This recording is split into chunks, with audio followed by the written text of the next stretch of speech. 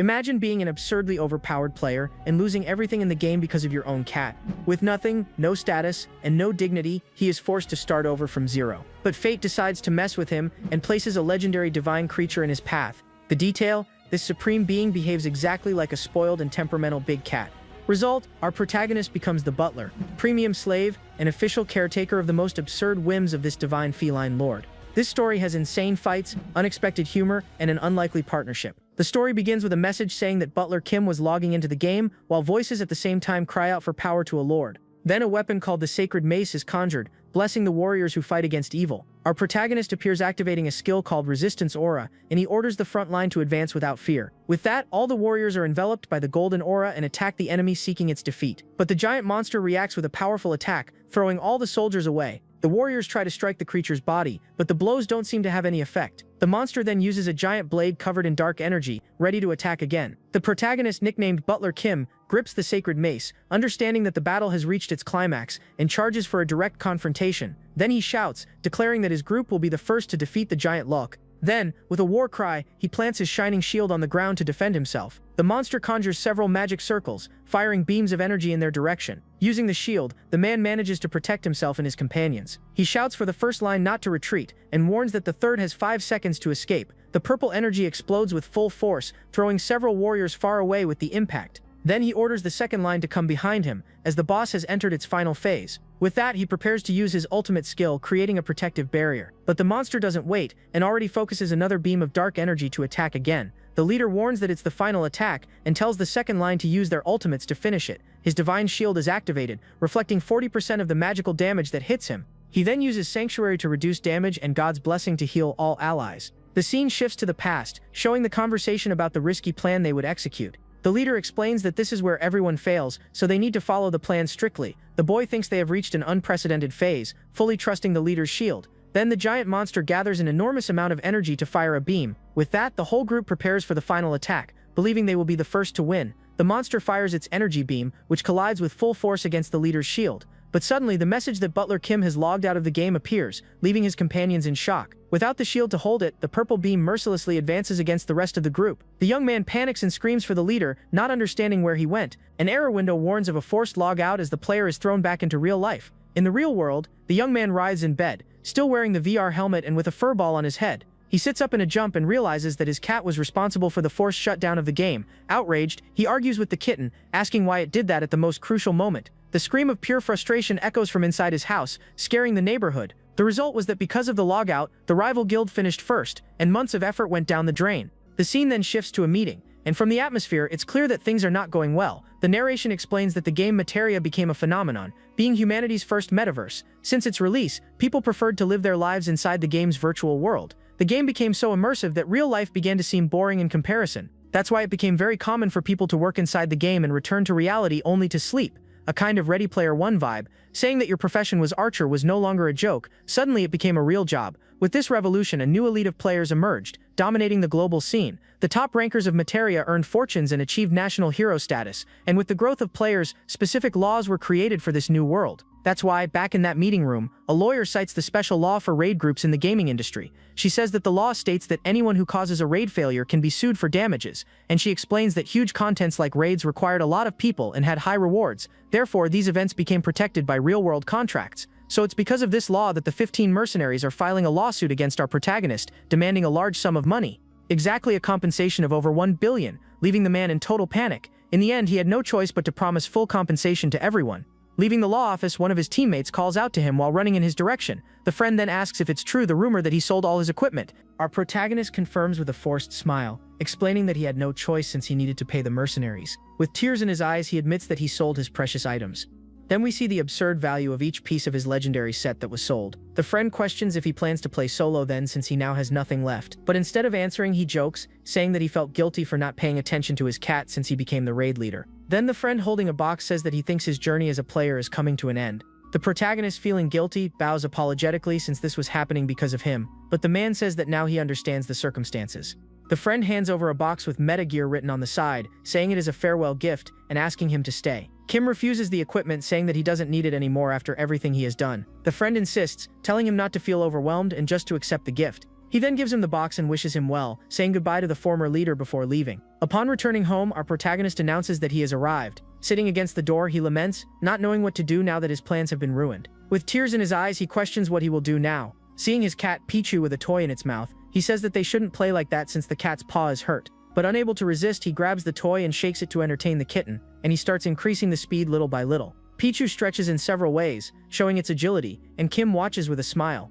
The cat runs across the room dragging the toy, seeming very active for someone with an injured leg. Continuing the game, the protagonist says that they are ready, and now that they've stretched, it's time to start the hunt. He says that he has possessed the mouse and will now show the perfect movements of one. With that, he begins to move the toy mouse across the floor, imitating the sounds of the creature. He teases the cat that is in the box, and the feline attacks the toy immediately. With the cat still in the box, he continues the game, moving the toy mouse from side to side. Then he uses the toy to guide Pichu into the cardboard box. The cat jumps into the box completely, leaving only its butt and tail outside for a moment, and the protagonist gets all mushy looking at the scene, finding the way his cat entered the box very cute. He thinks that being a butler for his cat is a true joy. With a loud meow, the cat jumps out of the box full of energy and ready to play. After the playtime, he serves the food and tells the other cat to be thankful, since it was Pichu who hunted the meal. After playing for 10 minutes, he becomes worried, thinking he might have pushed the cat too far. The scene cuts to a flashback, where the veterinarian warns him to avoid rough play, but the young man argues that Pichu has too much energy and gets stressed if it doesn't play. While washing the dishes, he thinks of a solution to burn Pichu's energy without needing to move too much, until a notification arrives on his phone. He sees the notice from the hospital account and remembers that he had completely forgotten about it. Desperate, he asks himself what he will do, as he has no money even for basic expenses. With no other option, he sits on the floor and starts to open the equipment box he received from his former teammate.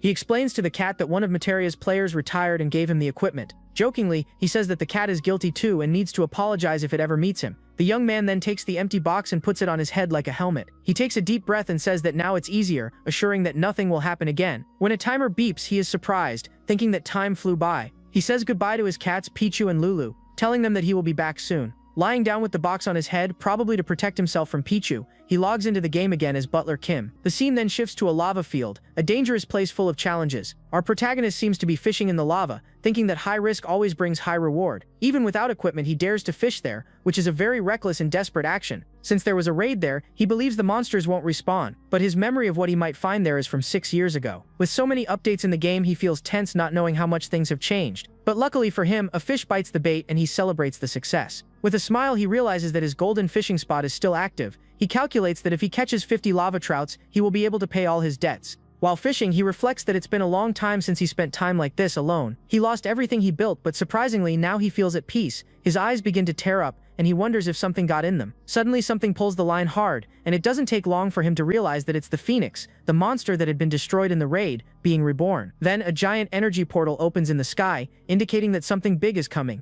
A strong light explodes from the ground, throwing the character far away with the impact of the energy. Then, a monster resembling a lion, covered in blue flames, emerges from a magic circle on the ground. The protagonist quickly realizes that the creature in front of him is not the Phoenix he expected to find there. Startled, he understands that it's a new monster, a raid boss meant for 5 people to face. He knows there's no way to escape, and fighting with his current stats would be suicide. Desperate, he laments the bad luck of a new boss appearing right there in his secret spot. His biggest concern is that the monster might decide to make that place its home, ending his new source of income. The monster corners him, standing face to face and opening its mouth, and our protagonist freezes, staring at the creature's teeth. But instead of attacking, the monster starts licking his face with disgusting slurps, and the monster keeps licking, leaving him completely covered in drool. With his face all wet, he stays silent, totally confused by the bizarre situation. He doesn't understand what the monster is doing and wonders what its intention is. The creature sticks out its tongue at him, and Kim wonders if he's going to be licked to death. Outraged, he shouts, asking to be killed at once instead of enduring such grossness. Then he faces the creature and asks it to kill him with a single blow, without dragging it out. Pointing his finger at the beast, our protagonist swears that,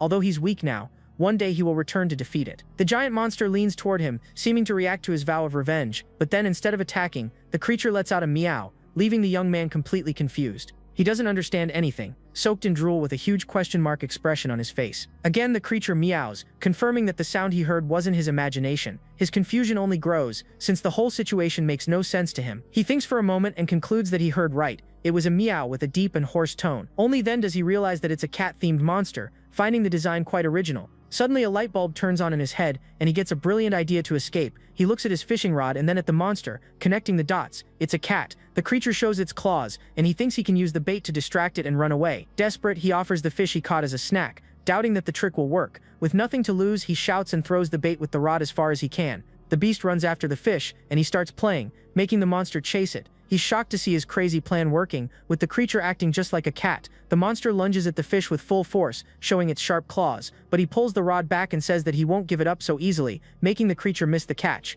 Then the monster finally manages to grab the fish with its paw, holding the bait tightly. The line can't take it and snaps, making the young man scream and run away desperately. The creature then sits down and starts chewing on the lava fish, enjoying its snack. After eating, it makes a surprised sound, probably realizing that it fell for a trick. The monster licks its lips and starts chasing our protagonist, who's trying to escape and is already a good distance away, so the cat-like monster uses a power that lets it reach the protagonist in a burst of blue energy. The young man looks back in terror, seeing the creature coming straight at him. The creature lands with a violent impact, creating an explosion that raises a huge cloud of dust. The giant feline stands right above him, as he now lies on the ground. The protagonist keeps wondering what the hell this creature is, and where it came from. A message window appears, warning that he died and will turn into a ghost in 5 minutes, able to respawn at the cemetery, while the monster keeps staring at him. Lying on the ground, he hopes the creature will stop paying attention to him and finally leave, but the big cat approaches and starts sniffing him, leaving the young man even more confused. Then the feline gives him a tap with its paw, leaving the young man down and utterly puzzled. The giant paw lands on his chest, and he wonders what kind of game this is supposed to be. He finds the situation too terrifying and decides to use the button to escape faster. Already at the cemetery, he laments, thinking that he needs to recover his fishing spot no matter what. To overcome the challenge, he opens the game map to try to come up with a strategy. The map shows that the lava zone belongs to the Phoenix, so the new boss must be temporary. With that, he runs back, hoping that the feline monster has already left. But to his surprise, the creature is lying right next to his body, seeming unwilling to leave. The scene shows the monster walking in circles, as if guarding his body. Outraged, he doesn't understand why the creature is guarding his body instead of leaving. He curses the monster, thinking it's waiting to kill him again as soon as he respawns. Faced with the problem, he thinks and concludes that there's only one solution. The plan is to revive when the creature turns its back and run in the opposite direction as fast as he can. But the plan falls apart when the monster simply lies down next to his body. To make things worse, the creature snuggles against his body and starts purring. And if you have a cat, you'll find this as cute as I did. Shortly after, he realizes that the monster has fallen asleep and sees it as his chance, accepting the option to revive. With that, he reappears right beside the beast, which continues lying down, sleeping peacefully. He tries to sneak away quietly but gives the monster a small kick to test if it's really asleep, but the creature immediately gets up, staring at the young man with a terrifying look from behind. The boy freezes in fear, wondering if all of that wasn't just a trap. The monster then gives him a light pat on the shoulder, making the situation even more confusing and bizarre. Desperate, he screams and tries to run again to escape from the creature, but it notices. Then the monster bursts forward at high speed, running with all its strength toward the player. The beast catches up easily and throws him to the ground with a quick and precise attack, and once again the death window appears, confirming that he's been defeated again. The creature looks puzzled, as if it doesn't understand what just happened. Now as a ghost, he says that this time he has a good plan to finally escape from that monster. He thinks that he will use the tactical maneuvers he learned when he was in the army to get away. Then he revives once more, feeling that this time his new plan will work. As soon as he revives, he throws himself on the ground, deciding to play dead. Lying on the floor, he glances sideways at the monster, which seems to be sleeping peacefully. He stays completely still, waiting to see if the creature will react in any way. Then he tries to move again, and the beast reacts instantly, opening its eyes. He's shocked that the monster reacted to his movement. And to make it worse, the creature starts licking him again, leaving his face covered in drool. With that, he realizes he's been caught by a completely crazy and senseless creature. The monster then opens its big mouth, preparing for yet another round of disgusting licks. The result couldn't be any different, and the death window appears for the third time in a row. Back in the real world, he screams in pure rage, completely furious with the game. He takes out all his frustration on the pillow, kicking and yelling in total anger. Exhausted, he decides to go to sleep, since if he keeps this up, he'll end up getting sick from stress. He complains that the developers add these bizarre things just to annoy the players. Then he looks to the side and sees his cat sleeping with the VR helmet on its head. Could the creature actually be Pichu? With a smile, the protagonist notices that the kitty fell asleep there in the corner of the room.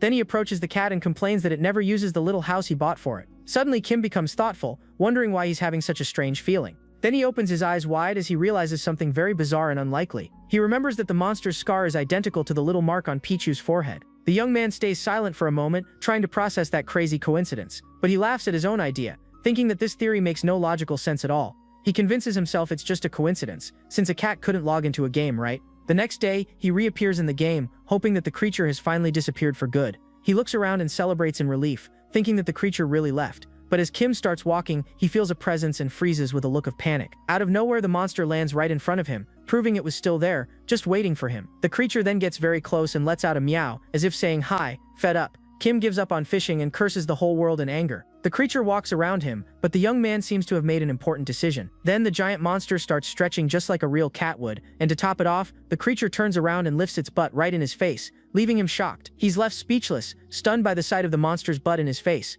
Then a window appears saying that he's been chosen for a secret butler class, leaving him confused. He's shocked by the information, unable to believe he's really been chosen for something. The system announces that the authority of Kenus will be granted to him, but he immediately refuses. He starts being enveloped by dark energy, panicking, thinking it's a forced class change. Frightened, he wonders what the hell is happening there, not understanding the situation. Then a tornado of dark energy forms, and the aura of darkness is applied to him. A system window confirms that the class change has been successfully completed. He is now officially a butler, with a completely new and elegant appearance. The young man is speechless, not knowing what happened to his former paladin character. Suddenly a powerful voice echoes in his mind, asking if he can hear it. The creature, now called Kenus, reveals itself and begins to introduce itself formally.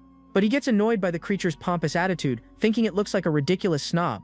Kenus explains that its body no longer obeys its will, and that's why it chose him as its butler. The creature then assigns him a mission, to act as its hands and feet to help it. A mission window appears, marking the first step as the butler of Lord Kenus. He's confused by the reward, wondering what the hell this thing called RAR PP is supposed to be. Meanwhile, Kenus lies down on the ground and starts meowing sweetly in his direction. The meow catches Kim's attention, who looks back without understanding the creature's behavior. The creature asks for a smack on the butt, and Kim, irritated, gives it a hard slap.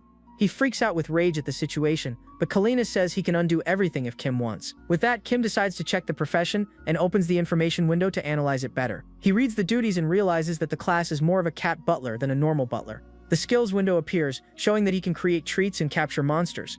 He thinks about his cats and concludes that, since it can be undone, he can just quit later. Then he remembers that he's got a huge debt. He gets an idea and thinks that if he can negotiate money, this might not be so bad. Decided, he turns to Kenus, calling him master and saying that he understands how hard it must be for him not to have control over his own body. With a smile, he formally introduces himself as Butler Kim, ready for service. He brags that he's an expert in cats. Kenus doubts it, but the protagonist says he'll prove it with actions, not words. Looking away and extending his hand, he thinks that since Kenus showed his butt, it means he's not afraid of him. Kenus lets him pet him, and Kim says he knows cats don't like strangers getting too close, so first contact must be gentle. The monster then rubs against him affectionately, acting like a tame cat. Kim concludes that he's a dog cat, one of those friendly and needy types. The system notifies that a bond has been created, and now he can check the master's condition. He opens the status window and wonders what's causing such a high level of anxiety. He notices that the master is meowing strangely and realizes it's time to start the hunt. A fire salamander appears nearby, and it seems to be the perfect target for Kenus. The butler says he's managed to check the master's body condition,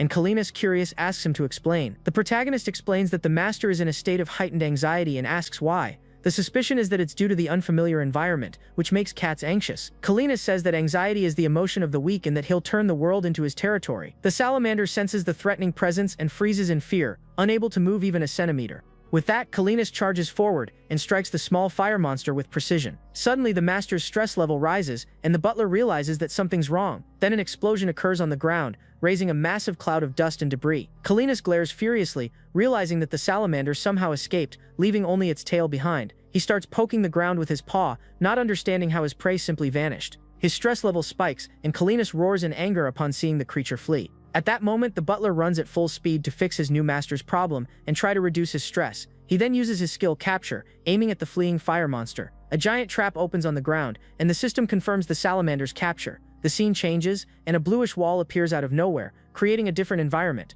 The butler takes a step forward, entering this new and mysterious blue space. With a confident smile, he asks the master if there's any doubt about his success. He shows the captured prey, saying the master must have felt bad when it escaped. With that, he releases the captured salamander right in front of his master, Kenus. The creature stares at the prey and crushes it with a single blow, shattering the ground with force.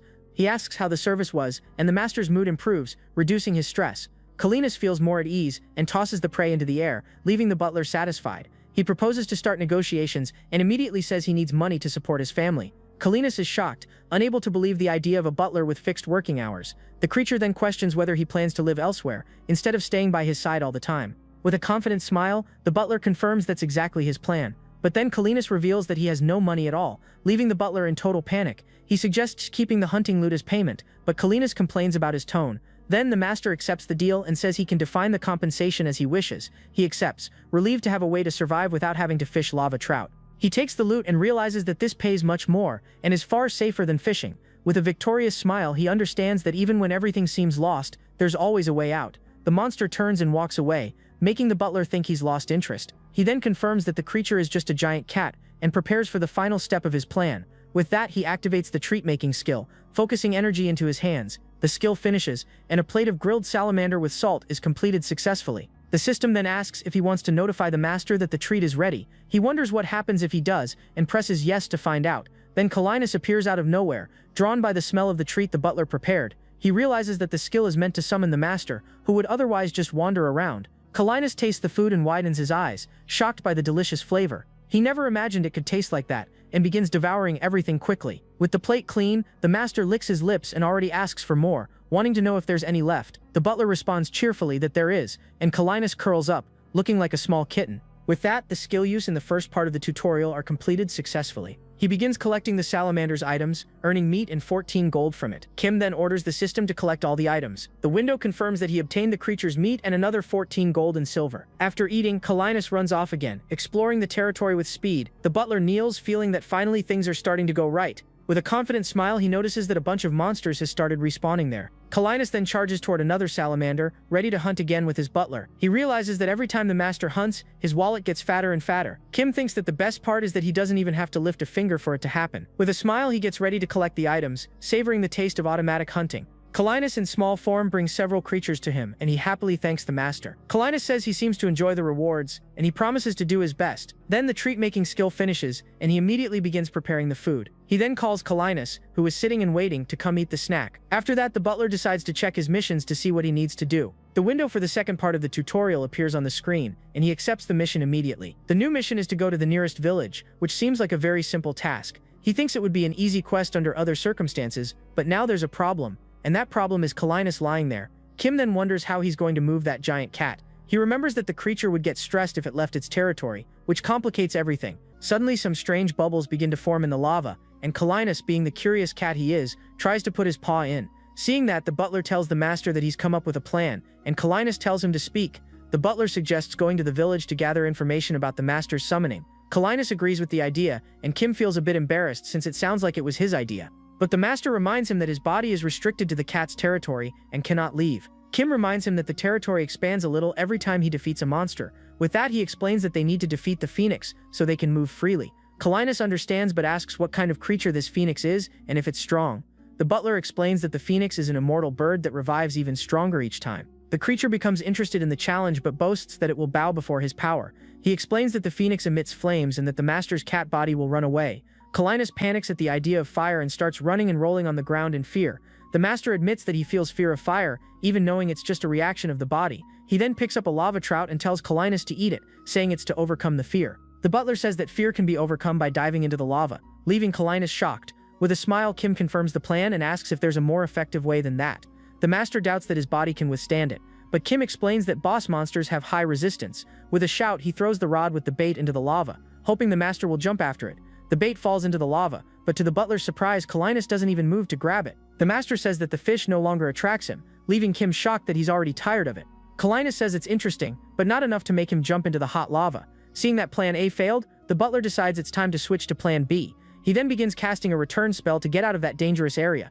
The spell is cast and he says goodbye, leaving Catastrophe behind and quite worried. The master stays there alone, staring into nothing, and waiting for the butler to return soon. The scene shifts to Granadia, the city of the Light faction, a beautiful and bustling place. The butler enters the adventurer's warehouse, a place full of players and items for sale. The shopkeeper greets him and asks what item Mr. Kim is looking for today. He then asks for sugarcane, spring water, a rope, and a bunch of dynamite. The woman hands over the items and asks curiously what he's going to use all that for. He explains that it's to tame a monster, and even asks for a catapult to complete the kit. The shopkeeper wishes him good luck, but he leaves feeling like he's forgotten something. He goes back to the counter and apologizes, remembering that there was a guard passing nearby. With a smile, he says that he almost forgot to ask the shopkeeper for one more little thing. The scene shifts, and he returns to the lava zone, finding a giant twisted tree. He throws a rope, thinking that tree is fireproof. Then he climbs the tree after leaving the sugarcane burning in front of the monster's den. He explains that the creature living there loves sweet things, especially sugarcane. Before discovering that, hunting the beast was a pain, since it hid in the lava. The monster then begins to emerge from the hole in the tree, drawn by the smell of the sugarcane. A furious fire creature appears, shouting and asking who dares to disturb its sleep. But then it sees the sugarcane and becomes hypnotized, completely forgetting its anger. The butler grabs the spring water, which extinguishes fire and removes flame resistance. He throws the water and says that no matter the place, a cat's favorite prey is always the same. Then the creature transforms into a giant fire rat. The rat screams, not understanding what happened, and the butler laughs in its face. With a mocking look, Kim calls it Squeaky, saying it's always very cute. The rat gets angry, but the butler only finds it even cuter for trying to act tough. Squeaky brags, saying that the butler has no idea how terrible he becomes when angry. With a menacing look, he says he'll spare his life only because of the sugarcane, but the butler just laughs, finding his threat insignificantly adorable and cute. The rat realizes it can't use its flames and that the butler seems way too relaxed. Furious, he charges at the protagonist, saying he gave him a chance to live, but he refused it. Then the rat makes a move, dodging the protagonist and heading toward the lava. Squeaky threatens that next time he's dead, and the butler tries to stop him from jumping, but it's already too late, and the rat jumps into the lava, forgetting he no longer has resistance. The little creature starts screaming in pain and runs out of the lava, completely burned and terrified. He starts crying in pain, and the system notifies that monsters can now be turned into servants. The butler then grabs a silver tray and prepares to capture the fire rat. The creature panics, hitting the lid and asking where it's being taken. With a cold look, the butler warns that it will be a sacrifice for his master. The rat falls into total panic, unable to believe he's about to be sacrificed like that. The rat laments that he'll die without even having gotten married, and Kim mocks him, saying it's truly a shame. Desperate, he screams and begs for someone to save him, saying he doesn't want to die no matter what. With a wicked smile, the butler offers him a way out, and even promises to find him a partner. The rat doesn't think twice and accepts immediately, asking what he has to do to survive. Kim then apologizes for the scare and explains that the first option is to become a servant of his master. He details that as a servant, he won't take any damage, which is a guaranteed way to survive. Kim then explains that the second option is to lure the master into the lava, and Squeaky considers that a betrayal. Even so, the rat agrees and says that Kim must keep his promise to find him a partner. The butler then asks to open the servant creation window, and the start button appears on the screen. Without hesitation, he presses the button to begin the process, and a magic circle shines. The fire rat is caught by the light of the circle, which starts surrounding him with powerful energy. The energy grows stronger, and the rat's face fills with panic, terrified by the whole process. The butler holds the silver tray, which begins to shake and emit thick white smoke. Two windows confirm that the rat has become a servant, while Kenus waits alone on the edge of a cliff. The butler finally arrives, and the master asks where he's been that took him so long to return. The butler assures the master he'll be excited, and Kenus says he's eager to see how his body will react. With that, a cloud of smoke explodes, drawing Kenus's attention as he turns curiously to see. He sniffs the smoke and hears a small sound, wondering what the hell that thing in front of him is. Kenus stares at the rat and tells the butler he's feeling something very strange in his body. The master's heart races with excitement, and he's completely hypnotized by the prey. Squeaky remembers that the butler said this was to remove Kenus's fear so he could hunt the phoenix later. With a smile, he asks the rat to guide the master for the cause of darkness. Squeaky then drinks a speed potion and runs off, shouting that it's all for the noble cause. The chase begins, with the little rat running and leaping over rocks to escape the predator. The rat rolls down a slope, but Kenus makes a giant leap and continues right behind him. Kenus yells that he won't let him escape, while Squeaky runs with a determined look. Suddenly, Squeaky releases a burst of fire to gain speed, trying to hit his pursuer, and Kenus dodges the flames with agility, without losing the rhythm of the frantic chase. From afar, the butler watches the two coming his way, and a dark crack opens in the wall beside him. He holds the dynamite, tense, realizing the two are running far too close to each other. He realizes he needs to detonate the bomb to buy time and help Squeaky escape. Kenus leaps, almost reaching the rat, while thinking he's been tricked by the wicked butler. Then Kim suddenly appears, shouting for Squeaky to run as fast as he can. Master Kenus widens his eyes, not understanding what is happening. With that, he lands hard, throwing the butler to the ground like a rag doll, raising dust with the impact. The little rat takes the chance to keep running. But Kenus doesn't even care about the interruption and goes back to chasing Squeaky at full speed. Squeaky then runs straight into a dark fissure, following the butler's plan, and the master goes in right after, not realizing he's falling into a dangerous trap. The scene shifts inside the fissure, showing a path that leads directly to a river of lava. Kenus corners the little rat at the edge and warns that there's no way for him to escape. The master then asks to play with him, but Squeaky looks half scared and half determined. Without thinking twice, he jumps off the edge and challenges Kenus to catch him if he can. The master takes the bait and leaps after, realizing too late that he fell into a trap. In midair, he tries to turn and use his claws to grab the cliff's edge, scratching the rock. As he approaches, the butler watches Kenus clinging to the rock with his claws to keep from falling. He says that sometimes the master reminds him of his pet cat because of his feline body and uncontrollable reactions. Hanging there, Kenus asks if that cat is the family the butler needs to support. With a smile, he confirms and says it's a cute little guy who hates to lose. Kim remembers his cat's reactions to the smallest provocation. He then gives a small smile, fondly remembering his little pet. Kim then offers help if the master doesn't have the courage and places his hand on his paw, but instead of helping, he pushes Kenus's paw down with all his strength. With that, the master loses balance and falls off the cliff straight toward the lava river. After diving in, he swims a little, and the butler calmly watches everything from above. Kenus emerges from the lava and says the heat was pleasant and that he'd like to use that more often. The butler tells him that now he can hunt the phoenix, and Catastrophe agrees that nothing can stop him. With that, the two begin walking side by side, heading toward their final goal. He explains that to defeat the phoenix, they must prevent it from reviving again. Then the phoenix rises from the lava and grows, screaming that they are fools for daring to challenge her. The scene shows the battlefield with the phoenix flying and the two preparing for the attack. Catastrophe gets ready to strike, watching the firebird soar through the crimson sky. He thinks Catastrophe can hunt the phoenix, but the problem is the bird's immortality. To win, he explains they need to hit the phoenix's core during its second resurrection. The master doubts the plan, but the butler assures with a smile that he'll make it work. With the plan set, the phoenix charges full force at Catastrophe, starting the battle. The giant bird faces its opponent, but Catastrophe doesn't flinch and rushes straight toward her. The phoenix attacks with a whirlwind of fire, but the master dodges it with agility. Then he leaps over the flames to attack. In the air, he prepares a strike with his claws, aiming directly at the firebird's body. The blow lands perfectly, and a massive explosion of energy erupts mid-air. The phoenix dissolves into flames but warns that she will rise again, for her fire never dies. The butler warns that the first phase is over, and that now she'll return with double the power. The sphere of fire begins to transform, taking the shape of a small flaming bird. The phoenix reappears even larger and screams that they will be reduced to ashes right now. The phoenix attacks with a wave of fire, but Catastrophe withstands the heat of the explosion. He becomes furious with the attack and quickly charges against the flames. Then the two watch the phoenix flying, preparing for her next move. The phoenix then dives with full force, aiming at them with incredible speed. The butler warns they need to aim for the wings, because if she falls, she can't fly again. Catastrophe attacks the phoenix, who crashes hard into the volcano's rocks. He finally reaches her and bites her. With a roar, he rips out the bird's core, which explodes in a burst of fire and energy. The butler is stunned,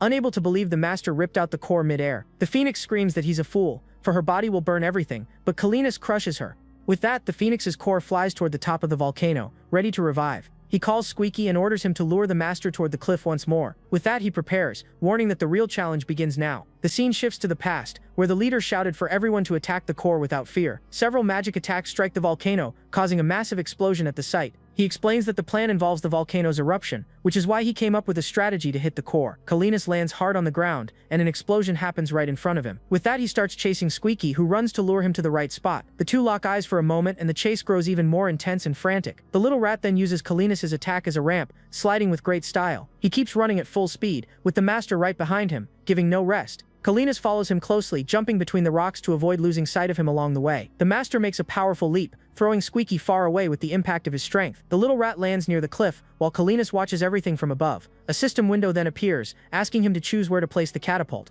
He selects the perfect spot, a little closer to the edge of the cliff, and confirms. With a confident smile, he prepares to summon the equipment he's going to use. The catapult then rises from the ground, brand new and ready for his crazy plan. He shouts for Squeaky to hold on tight and run a little faster to reach him. The rat says he's scared, but Kim tells him he's the only one who can guide the master. With a shout, the butler launches Squeaky with the catapult, starting the final part of the plan. The little rat flies at high speed toward the phoenix's core, which was floating in the air. Then, he crashes straight into the ball of fire, clinging tightly to the center of the core.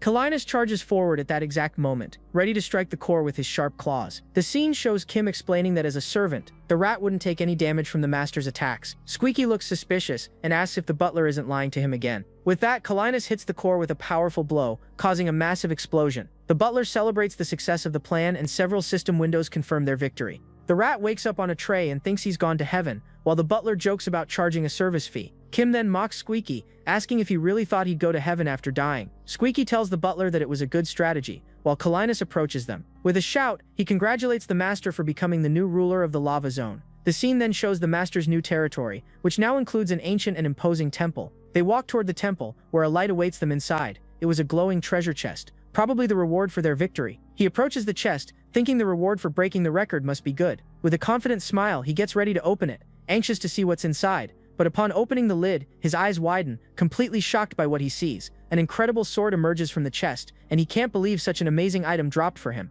With a trembling hand, he recognizes the weapon as the Phoenix Blade, the legendary Aniclimax. Catastrophe asks if that's the Phoenix's relic, while Kim holds the sword, overjoyed. The butler then admires the shining blade, finding the sword simply magnificent. He thanks the master and begins taking the loot, but Catastrophe tells him to wait a moment. The master warns that the sword seems too powerful for him to handle properly. Kim becomes nervous and recalls the contract, asking if the master is going back on his word. But Catastrophe assures that he keeps his promises and takes the immortal flame that was inside the chest. He says he's more interested in the flame, and Kim jokes that cats love the light.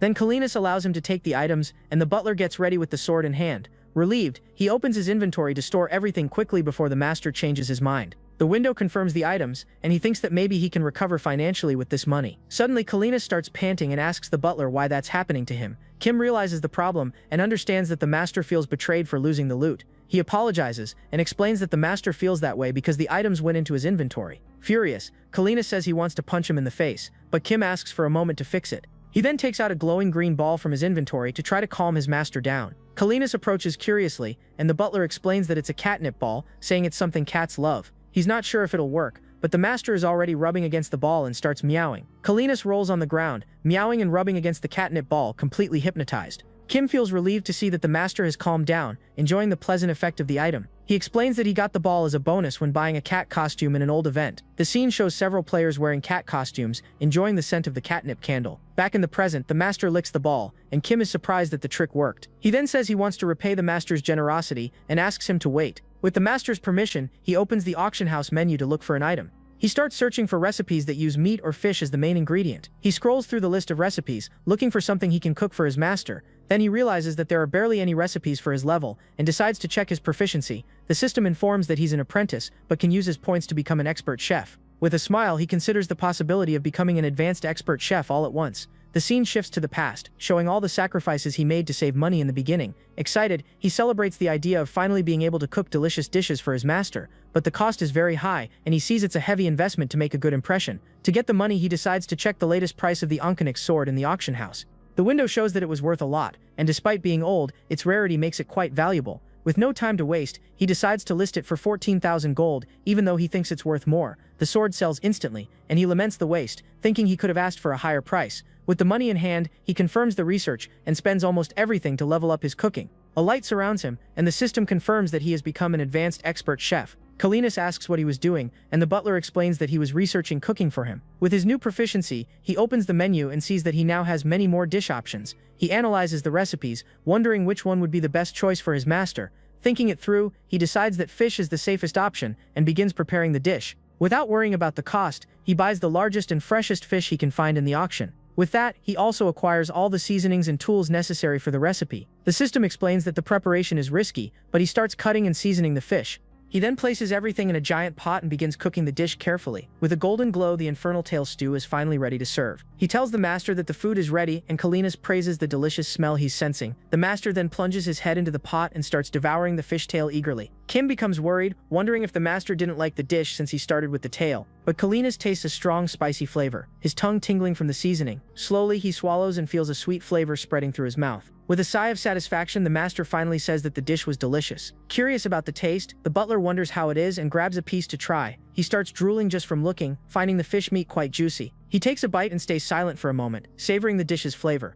Then he understands the master's feeling, explaining the soft texture and delicious taste of the fish. After eating, Kalinas lies on the ground, completely satisfied with the meal. He then comments that it was an excellent flavor, something he had never tasted before. The creature thanks him for the meal and begins purring, showing gratitude to the butler. Kim bows and says it was just a small gesture, but the master praises him for his luck in finding him.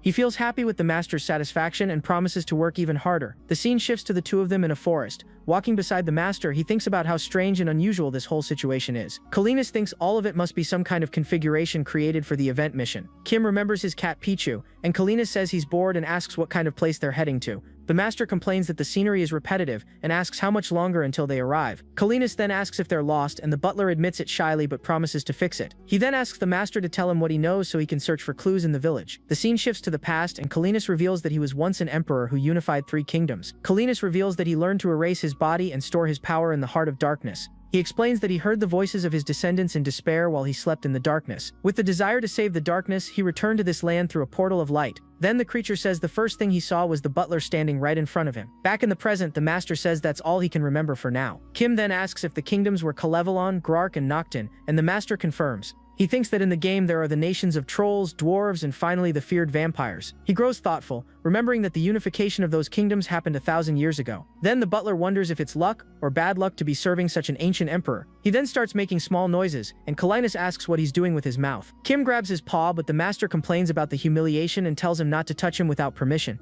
The butler keeps petting him and asks how he feels, and Kalinas tells him to do it harder. The scene changes to an orc village. An orc enters a hut and calls for Lord Durgan, who is sitting inside.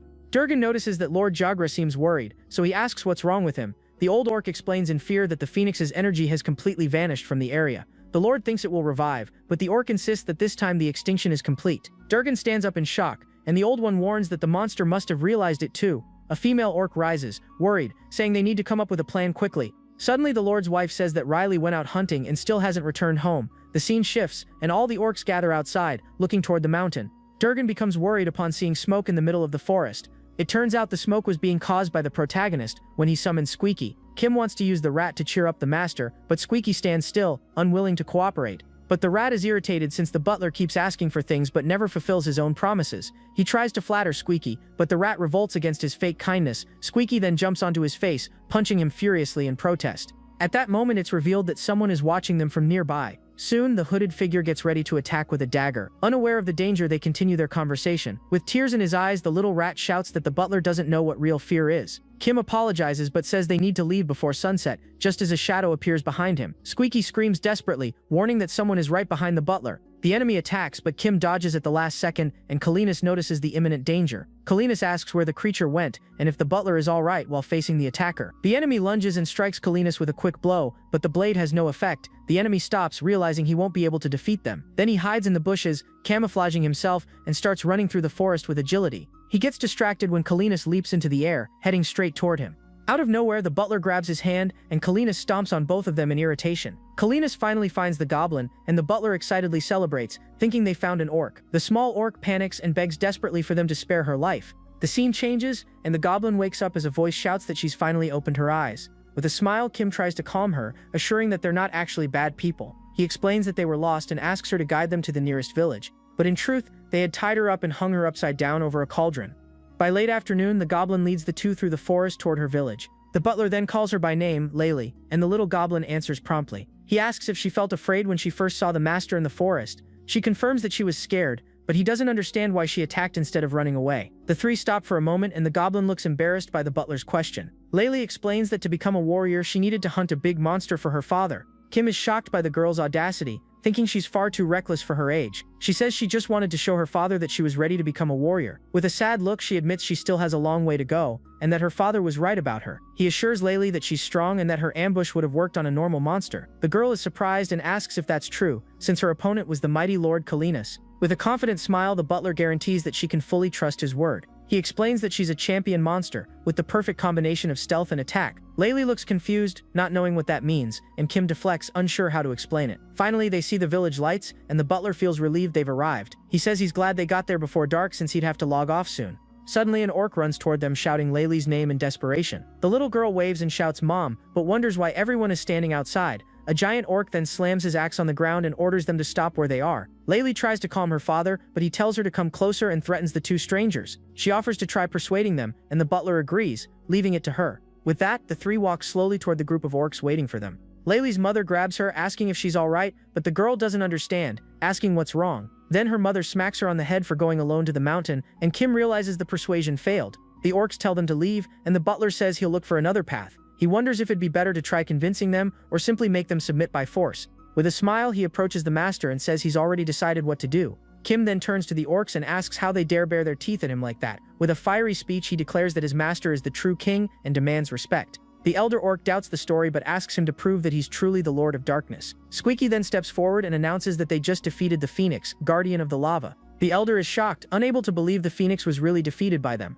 The butler says he expected their doubt and opens his inventory to show proof. With a smile, he displays the Phoenix flame and asks if they believe him now. The butler then orders everyone to kneel, and the orc army recognizes the Phoenix flame. But one of the orcs doubts it, saying the flame alone doesn't prove they were the ones who defeated it. Thinking they're too skeptical, the butler tosses the flame into the air with an irritated look. Kalinas jumps and catches the flame midair, preparing to show his full power to the orcs. With the flame in his paw, he prepares to attack, showing he's not playing around. The Phoenix's power explodes, creating a wave of fire that spreads across the ground. The explosion hits all the orcs, trapping them within the cracks of flame that form. The power is so immense that it throws all the orcs far away, raising a huge cloud of dust. The orc leader is stunned, unable to believe the devastating power he just witnessed. He then stares at Kalinas' true form, revealed as a dark and imposing being. Terrified, the Lord kneels, and all the other orcs follow his example immediately. With everyone kneeling, they finally recognize Kalinas as the true Lord of Darkness. A system window notifies that the orc tribe has now sworn loyalty and will serve the master. Kalinas praises the butler for a job well done, and the butler takes the opportunity to ask for a compliment as a reward. The scene shifts, showing the orc village at night under a starry sky and a crescent moon. The butler then opens the mission window and confirms the next stage of the game's tutorial. The new mission is to earn the tribe leader's trust and gather important information.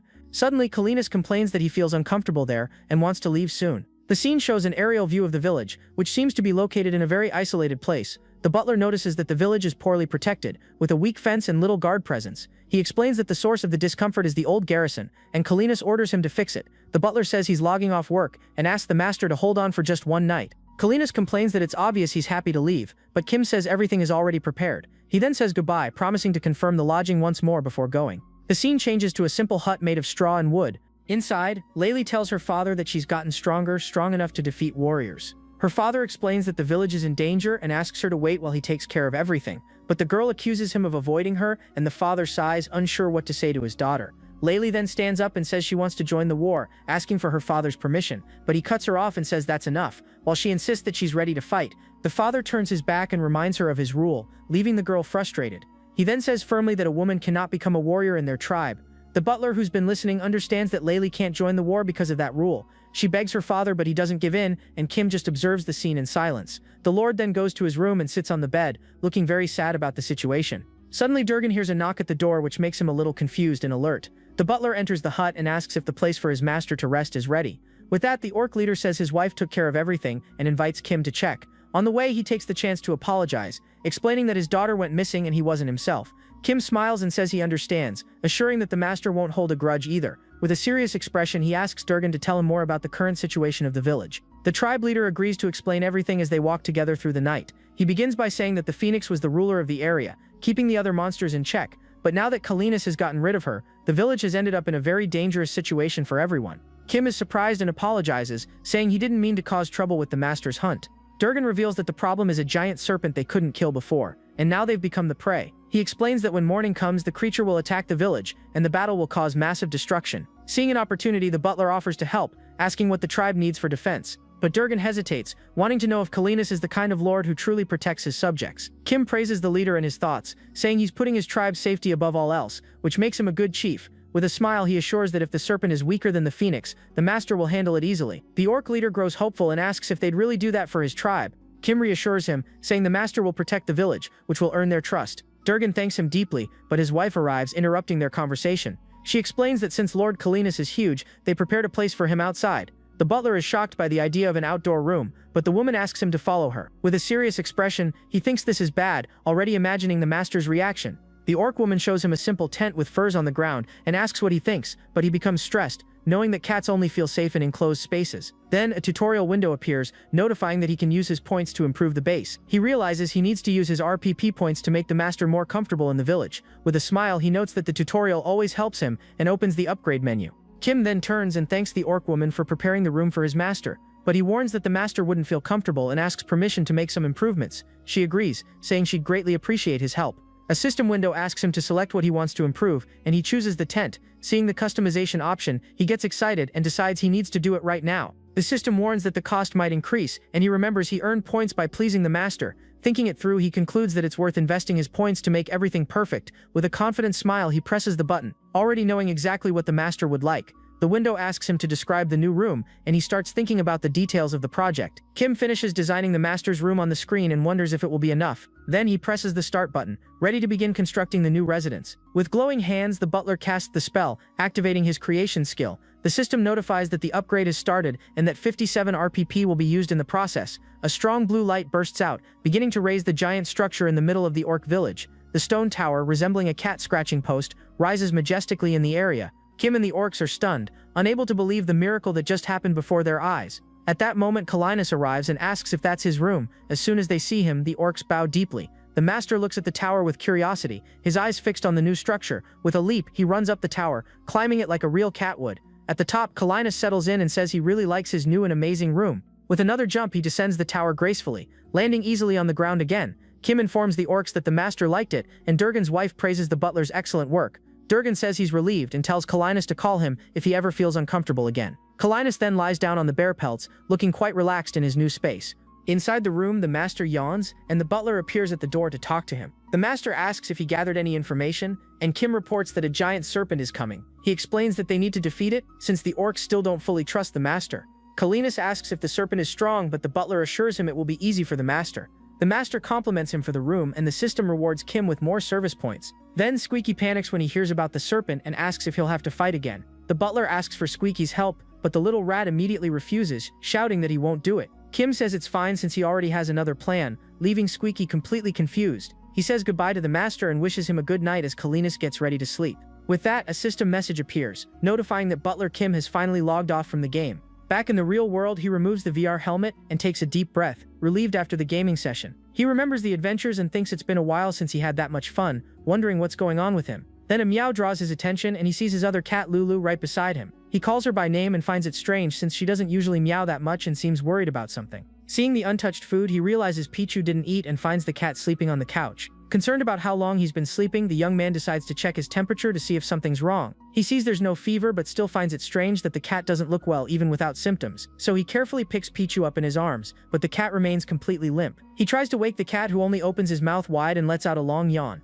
The cat doesn't seem hungry and just sniffs the air without much interest. But in the next scene, Pichu is already devouring his food. Meanwhile, the protagonist is also eating while watching something on the computer. Feeling calmer, he starts researching the serpent from the volcano forest. He reads the monster's profile and understands why the violent orcs didn't want to fight it. Reading the failure reports, he concludes that the creature is strong enough to fight the phoenix and wonders why it stayed hidden. He learns that the serpent has a weakness to fire, realizing the disadvantage it would have had against the phoenix. With that, he smiles in satisfaction, thinking the prey will be worthy and make his master very happy. After eating, he thinks about which toy to use to entertain his cats during playtime. Since Pichu isn't well, he decides to use his secret weapon, a Matatabi stick. He calls the kitten, who's lying on the floor with a grumpy look. Kim asks why he has that lazy expression. Waving the toy, he insists that not even the laziest cat in the world could resist it. He shakes the toy in front of Pichu, who doesn't even move and completely ignores the lure. But the cat shows total disinterest in his owner's game. The young man is shocked by the reaction, not understanding why his foolproof trick didn't work. Worried, he asks if Pichu is alright. Then the scene focuses on the VR helmet on the couch. The next day arrives, with a message saying that Butler Kim has logged into the game. Inside, Squeaky suddenly appears, shouting the butler's name at the top of his lungs. The rat runs frantically, warning that it's an emergency and they're in big trouble. Startled, Kim asks what happened, and Squeaky cries out in panic that the master is missing. The rat says Kenus disappeared, leaving the butler shocked as he sees the empty room. He tries to stay calm, but Squeaky insists that he already searched the whole village, and even the forest. Squeaky panics, saying they were supposed to fight the serpent, and now they don't know what to do. But the butler calms him down, saying he already expected this and has a plan to fix it. With that, he activates his butler skill and decides to prepare an ostrich stew for the master. Since they're in a hurry, he skips the process, and a bowl of steaming food appears right in front of him. The window asks if he wants to notify the master, and he tells the system to do it quickly, but an error message pops up, saying it was impossible to connect to the master, leaving him in shock. He panics completely, unable to understand how it's possible for the master to be out of range. Desperate, he runs outside, and Squeaky asks where he's going. Kim runs through the village shouting for the master, while Squeaky just watches, unsure what to do. Seeing this, the little rat gives up and laments, saying they're doomed now. The scene then shifts to a dense forest, showing the dark entrance of a cave. Inside the darkness, a pair of glowing eyes reveals the giant serpent. With a gleam in its eyes, the serpent begins to coil, ready to emerge from the shadows. The creature slithers out of the cave, its scales shining under the daylight. Back in the village, the elder orc senses a strange energy, and Durgan asks what's wrong. The old orc realizes the serpent is moving, with a deeply worried expression on his face. Despite the elder's concern, Durgan remains calm. The elder finds it odd, but Durgan says they're about to witness Lord Kenus's power in action. He smiles confidently, knowing that the serpent, which had been a disaster for years, will finally be defeated. The two walk toward the tower, with Durgan laughing and the elder still skeptical. They reach the tower, and Kim panics even more when he sees the two orcs arriving. The butler hurries to explain that, at the moment, his master is not present in the village. Durgan gets furious, but the butler explains that he also can't locate the master at all. The orc leader grows angrier, thinking Kim didn't tell his master the truth about the village. Seeing no other choice, Kim decides to be honest and proposes they find a solution together. He begins to explain the situation, revealing the secret behind his master Kenus. The orcs are shocked to learn that their new lord's body doesn't obey his own will. Kim apologizes, saying he never imagined the master would suddenly become unreachable. With a stern look, Durgan says they only have one chance to win or to die trying. The elder asks if the butler can fight, but he refuses, saying he has no combat skills. However, he says he can reinforce the village's defenses, just like he did with the master's room. The orc leader considers the proposal, realizing they can use that power to protect the village. Durgan then proposes a plan. He'll hold off the enemy while the butler strengthens the village. With a determined look, the butler agrees with the strategy, saying they'll do it together. Worried, Durgan asks if the village will be safe. Kim explains he can't guarantee anything, as his power is limited and he's still learning how to use it. The orc leader grips the handle of his axe tightly, Visibly tense about the situation, he warns that even if the enemy breaks through, no damage must reach the village. The orc leader glares at him and warns that if this fails, he'll come back to collect the consequences. A system message appears, stating that the chief's trust level has hit rock bottom. Kim thinks he expected that, but he can feel the heavy atmosphere hanging over the village now. Squeaky asks what he thinks they should do, and Kim says they need to find the best way to protect the village. He then decides to check how many RPP points he still has available for defense. The window shows he has 192 points, and he realizes he'll have to stop the monster using only that. Remembering the serpent's weakness to fire, he opens the servant management window. He looks at Squeaky's stats and wonders if he should try strengthening the little rat for battle. But recalling Squeaky's panic, he concludes the timid rat won't be useful for this mission. With a hand on his chin, the butler grows thoughtful, trying to devise the best defense plan. He concludes that the best option will require risking his own life, leaving Squeaky horrified.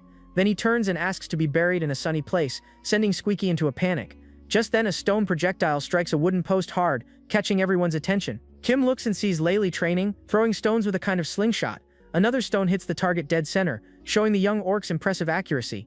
Laylee takes a deep breath, looking tired after such heavy morning training. The butler approaches her and asks what she's doing there right now. She turns around startled, surprised to see the butler standing right beside her. Focused on her training, she explains that she was just doing her usual morning routine, but he questions her, reminding her that a giant monster is about to attack the village. She says she can't go to battle because the male warriors will handle the monster. Kim looks bored, realizing her words carry a hidden meaning. He reveals he overheard her argument with her father and asks if she's training out of anger. Embarrassed, she denies it and says she just enjoys training, even if she never becomes a warrior. The butler teases her, asking if that's really true, and she nervously yells that it's not. He then explains that her father doesn't forbid her because she's weak, but because he worries about her. With a calmer look, the young orc thanks him for trying to cheer her up, but the butler suddenly turns serious, completely changing the mood of the conversation. He warns her that the monster is stronger than they think, and that the warriors won't last long.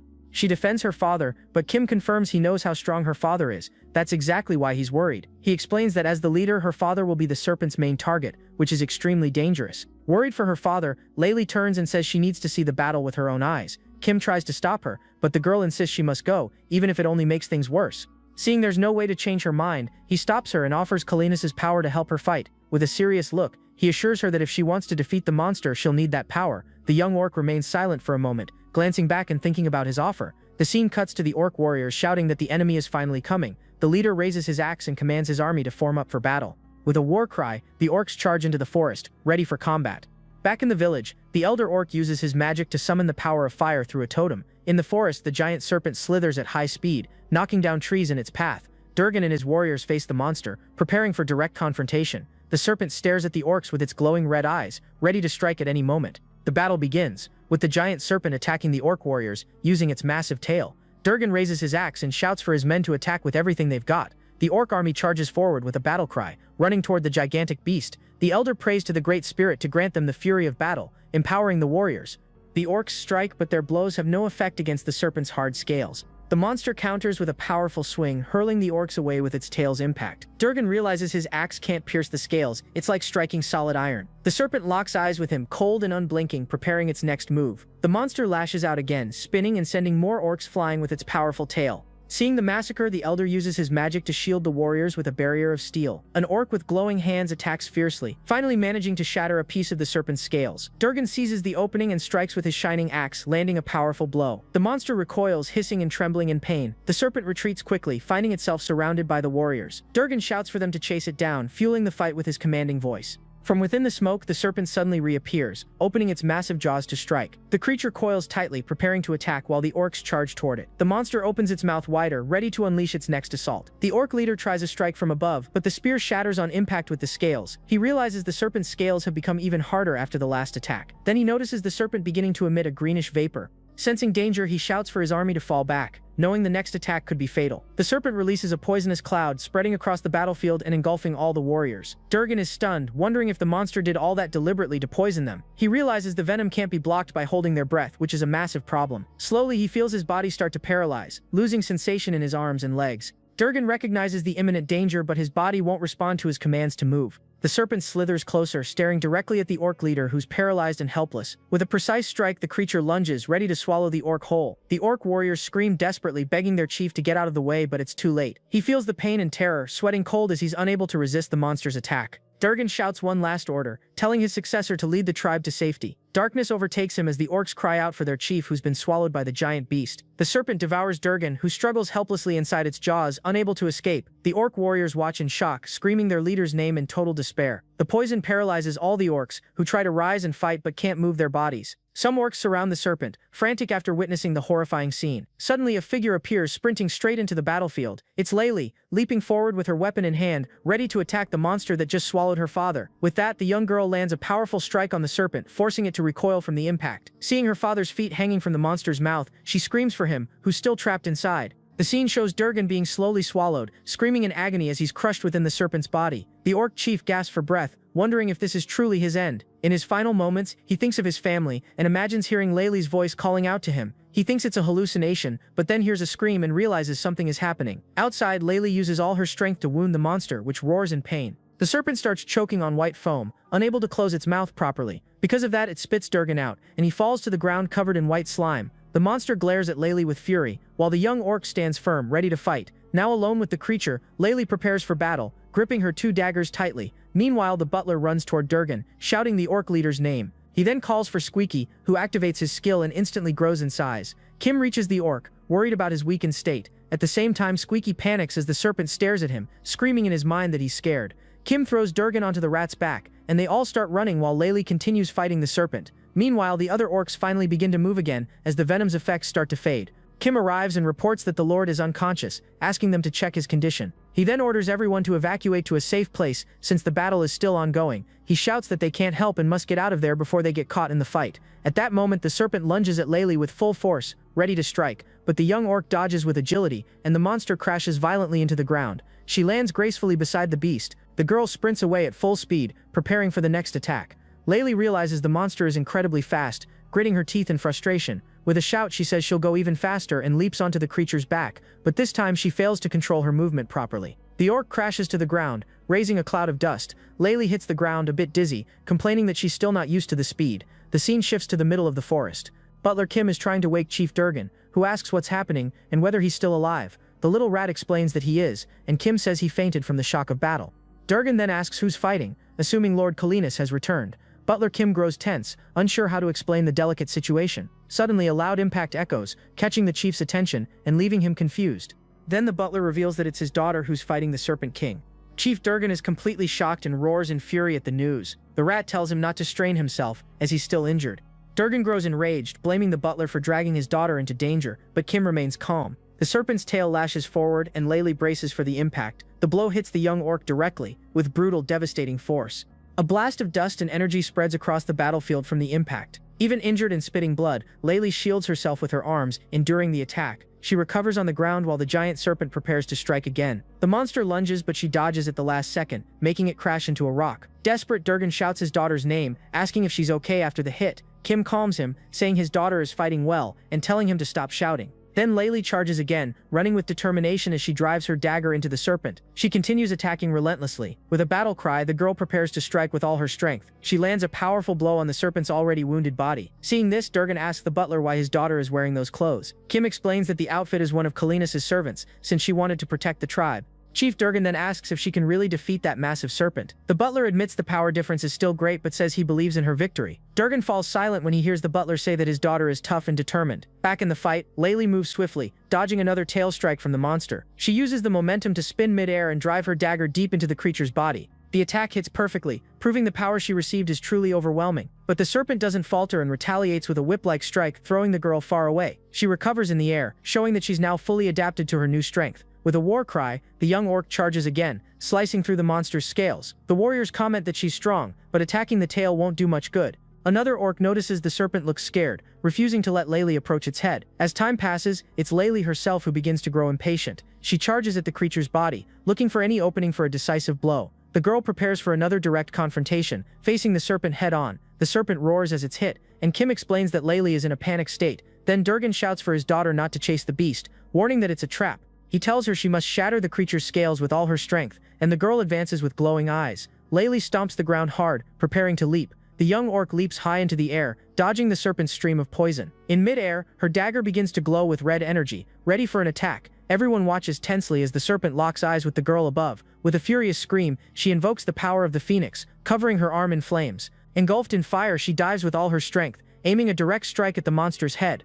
The blow lands perfectly, causing an explosion that shatters the ground and raises a massive cloud of dust. With its head bleeding, the monster recoils, writhing in pain from the flaming strike. After the attack, Laylee drops to her knees, gasping for breath and drained by the power's intensity. The serpent thrashes on the ground, the gaping wound in its body still burning with the phoenix's flame. From afar, the orcs watch in awe as the massive serpent finally collapses. The creature's body stops moving, defeated on the forest floor. The scene shifts as the orc warriors sprint forward, shouting in celebration. In the distance, the rest of the tribe cheers, screaming that Laylee managed to defeat the monster, but Chief Durgan watches silently, a thoughtful expression on his face. He turns to Kim and asks why he gave the power to Laylee instead of reinforcing the village.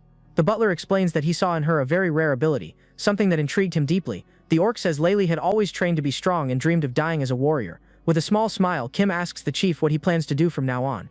Durgan doesn't answer, clearly moved by the butler's words about his daughter. In the background, the other orcs begin a countdown, getting ready to celebrate. They lift Laylee up, throwing her into the air and chanting her name as the new hero of the tribe. Kim simply watches the girl being celebrated, realizing his plan worked better than expected. In the middle of the crowd, Chief Durgan pushes forward and finally calls out to her. Still leaning on Kim for support, he asks worriedly if his daughter is all right after everything. The young orc runs toward her father, visibly relieved to see him standing again. She asks if he's okay, and Durgan, full of pride, tells Kim to let go of him now. Durgan thinks with determination that he needs to fix the mistakes he made. He then places a hand on her shoulder, telling her that she saved the village. With that, he declares that no matter what anyone says, she is the greatest warrior of the tribe. He apologizes for his harsh words, and she hugs him tightly, overcome with emotion. With shining eyes, she asks if that means she can now go to battle. He hesitates for a moment but then nods with a sigh. Durgan proudly says that the greatest warrior of the village can't stay behind. Laylee thanks her father and hugs him tightly, thrilled by his words. With that embrace, Durgan feels his soul almost leave his body, startling Laylee. Kim smiles while the orc comments that she has become much stronger. Then Durgan falls silent, reflecting on everything that has happened so far. He turns to the butler and apologizes for his arrogance, admitting he was wrong not to treat him with respect. The butler smiles and says it's fine, that he understands his position. With a fist to his chest, Durgan thanks the butler for everything he has done. Then all the other orcs bow and thank the butler for saving the village. A system message announces that the mission is complete, and he can now obtain information from the chief. Kim thinks it's fine to accept their gratitude for now since he did a great job. He reflects that he succeeded mostly by luck and with the help of his master's service fees. With that, the butler exhales in relief, remembering how close he was to losing it when the lord disappeared. But he worries that if this was just the tutorial, the future will be much tougher. He realizes his life as a butler won't be easy, and that he'll need more missions to survive. To tidy up the situation, he turns to the orcs and tells everyone to lift their heads. Kim gives a speech saying the victory was thanks to Lord Calenus' power that protected them. He raises his arms and shouts for everyone to give glory to the Lord, leading a war cry. But the orcs look confused, asking what the strange word he shouted means. Kim explains that it's to celebrate their sovereign and tells everyone to repeat it with him. The warriors get excited and start shouting at the top of their lungs, celebrating the victory. The butler rides the wave of enthusiasm, giving more glory to Lord Calenus and ordering everyone back to the village. The scene then cuts to the peaceful forest after the intense battle. Back with the group, Kim praises Squeaky's bravery, making the rat puff up proudly. Squeaky insists he won't help again, but Kim teases him by promising the location of a candy farm. As they walk through the forest, Kim explains that he still needs information from the orcs. Suddenly, Laylee appears and calls out to the butler, who turns in surprise. He asks why she was waiting, and Laylee says she has a question for him. The girl explains that earlier, flames burst from her sword during the battle. In a flashback, she says it felt impossible, but the fire helped her pierce through the scales. She says it was an energy she had never felt before, and it didn't seem like her own power. He explains that it was her flame, and that the power merely awakened her latent potential. With that, he explains that her tribe possesses the fire attribute, meaning that power was hers all along. But she says she heard that if he had given that power to another warrior, they wouldn't have been able to do what she did, and he grows embarrassed. The young orc stares in disbelief, wondering if what she heard could really be true. The butler confirms it, saying he already knows the skill level of the other warriors. She apologizes, thinking he did all that just to help her earn recognition as a warrior, but he tells her to believe more in herself. Then he asks why she thinks he's so great, and threatens to hang her over the cauldron again. That makes the girl blush and smile, finding his mock threat amusing. Suddenly, Laylee announces she's heading off, catching the butler completely by surprise. She runs away excitedly, shouting that she'll train even harder from now on. The butler just watches with a satisfied smile, proud of the girl's renewed determination. Then her status window appears, showing that she's now level 39. The scene flashes back to when Kim saw she didn't have enough points to level up. He wondered if there was another way to strengthen her without spending so much. That's when he found the fire essence, which seemed like the perfect solution to the problem. It was the flame of immortality, granting extra fire damage and double effect against the serpent. but he hesitated, fearing that giving her such power might diminish the value of her own effort. The butler grew thoughtful, trying to find the best way to grant that strength. Back in the present, he hopes she'll understand his decision when she learns the truth. The scene shifts to Durgan's hut in the middle of the orc village. Inside, Kim reveals that his master once mentioned descendants who awakened his power. Chief Durgan listens carefully, starting to piece together what's really going on. He then reveals that all of this might be connected to the ancient and powerful kingdom of Nocturne. Durgan explains that the kingdom lies in ruins, and that some are trying to awaken a power left behind by an ancient emperor. Kim says that it's probably Calenus' power. But then he questions how Calenus ended up there, so far from the kingdom of Nocturne. The chief reveals that there's an unknown altar on the plains east of the volcano. Kim says that if it's related to Calenus' summoning, it's worth checking, but the orc warns against it.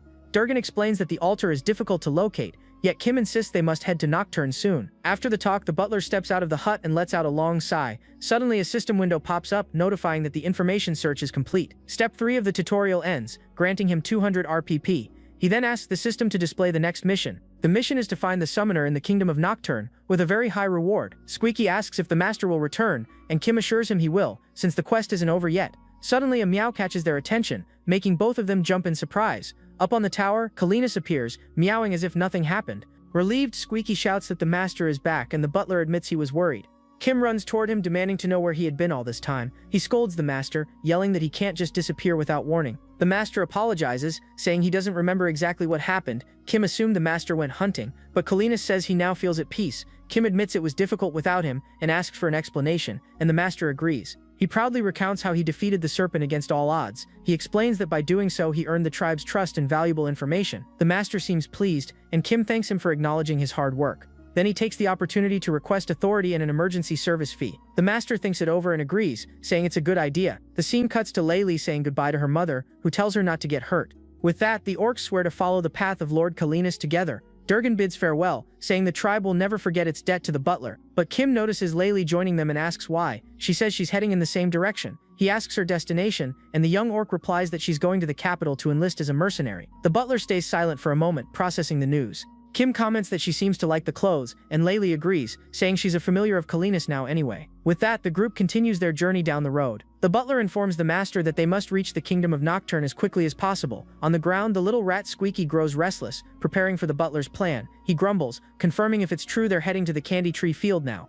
But Kim explains that the master loses interest quickly, so the rat will need to lure him along. The rat understands the plan and runs off, shouting to get the Lord's attention. But Lord Calenus remains in place, watching everything with a bored expression. Squeaky stops and looks back confused, asking why the master isn't chasing him. Kim then asks if the rat ate something spoiled to be acting like that. Calenus complains that no one has ever behaved this way toward him before, while Kim tries to stop the rat's bizarre antics. The rat mocks the master, who calls him an insolent creature. To draw attention, the rat fires a burst of flame, but the master remains uninterested. Then suddenly Calenus lunges forward with full force, making the rat scream in panic. He smacks the rat upward with a single blow, sending poor Squeaky flying as he yells for someone to save him. While spinning in the air, the rat shouts, asking when they'll reach the candy tree, and the butler tells him to wait. He's already come up with another solution. He opens the summoning window and selects all his familiars at once. A dark portal forms and pulls the familiars into his silver tray. Layli and Squeaky reappear in miniature form, and the girl immediately asks what just happened. The butler explains that the master has flopped on the ground and refuses to move. With that, he makes the tray vanish from his hand. He reasons that reducing their weight might lower the master's resistance to being mounted. Taking advantage of the opportunity, he carefully climbs onto Calenus' back. Once mounted, he asks if the master feels uncomfortable, and Calenus admits that it's unpleasant. The master says there's nothing to be done and that he'll endure it, even without full control of his body. Kim instructs him to walk straight like a cat, promising to guide him when needed. Calenus obeys his butler and begins walking along the forest road. Riding on his back, Kim is impressed. His lord moves fast even at a relaxed pace. But suddenly a winged creature appears in the sky and dives toward them. Calenus reacts instinctively, dashing forward at incredible speed and catching Kim off guard. Unfortunately, he charges in the wrong direction, leaving the butler completely panicked. Moments later, a massive explosion erupts among the trees, sending dirt and leaves flying. Kim crashes to the ground, dizzy, while the master effortlessly captures the creature. Calenus then suggests that the butler prepare a snack and summon him at the final destination. But Kim explains that the notification system failed before, and he's afraid of losing him again. In the middle of his panic, a system window appears, revealing a new ability, the power to miniaturize the master.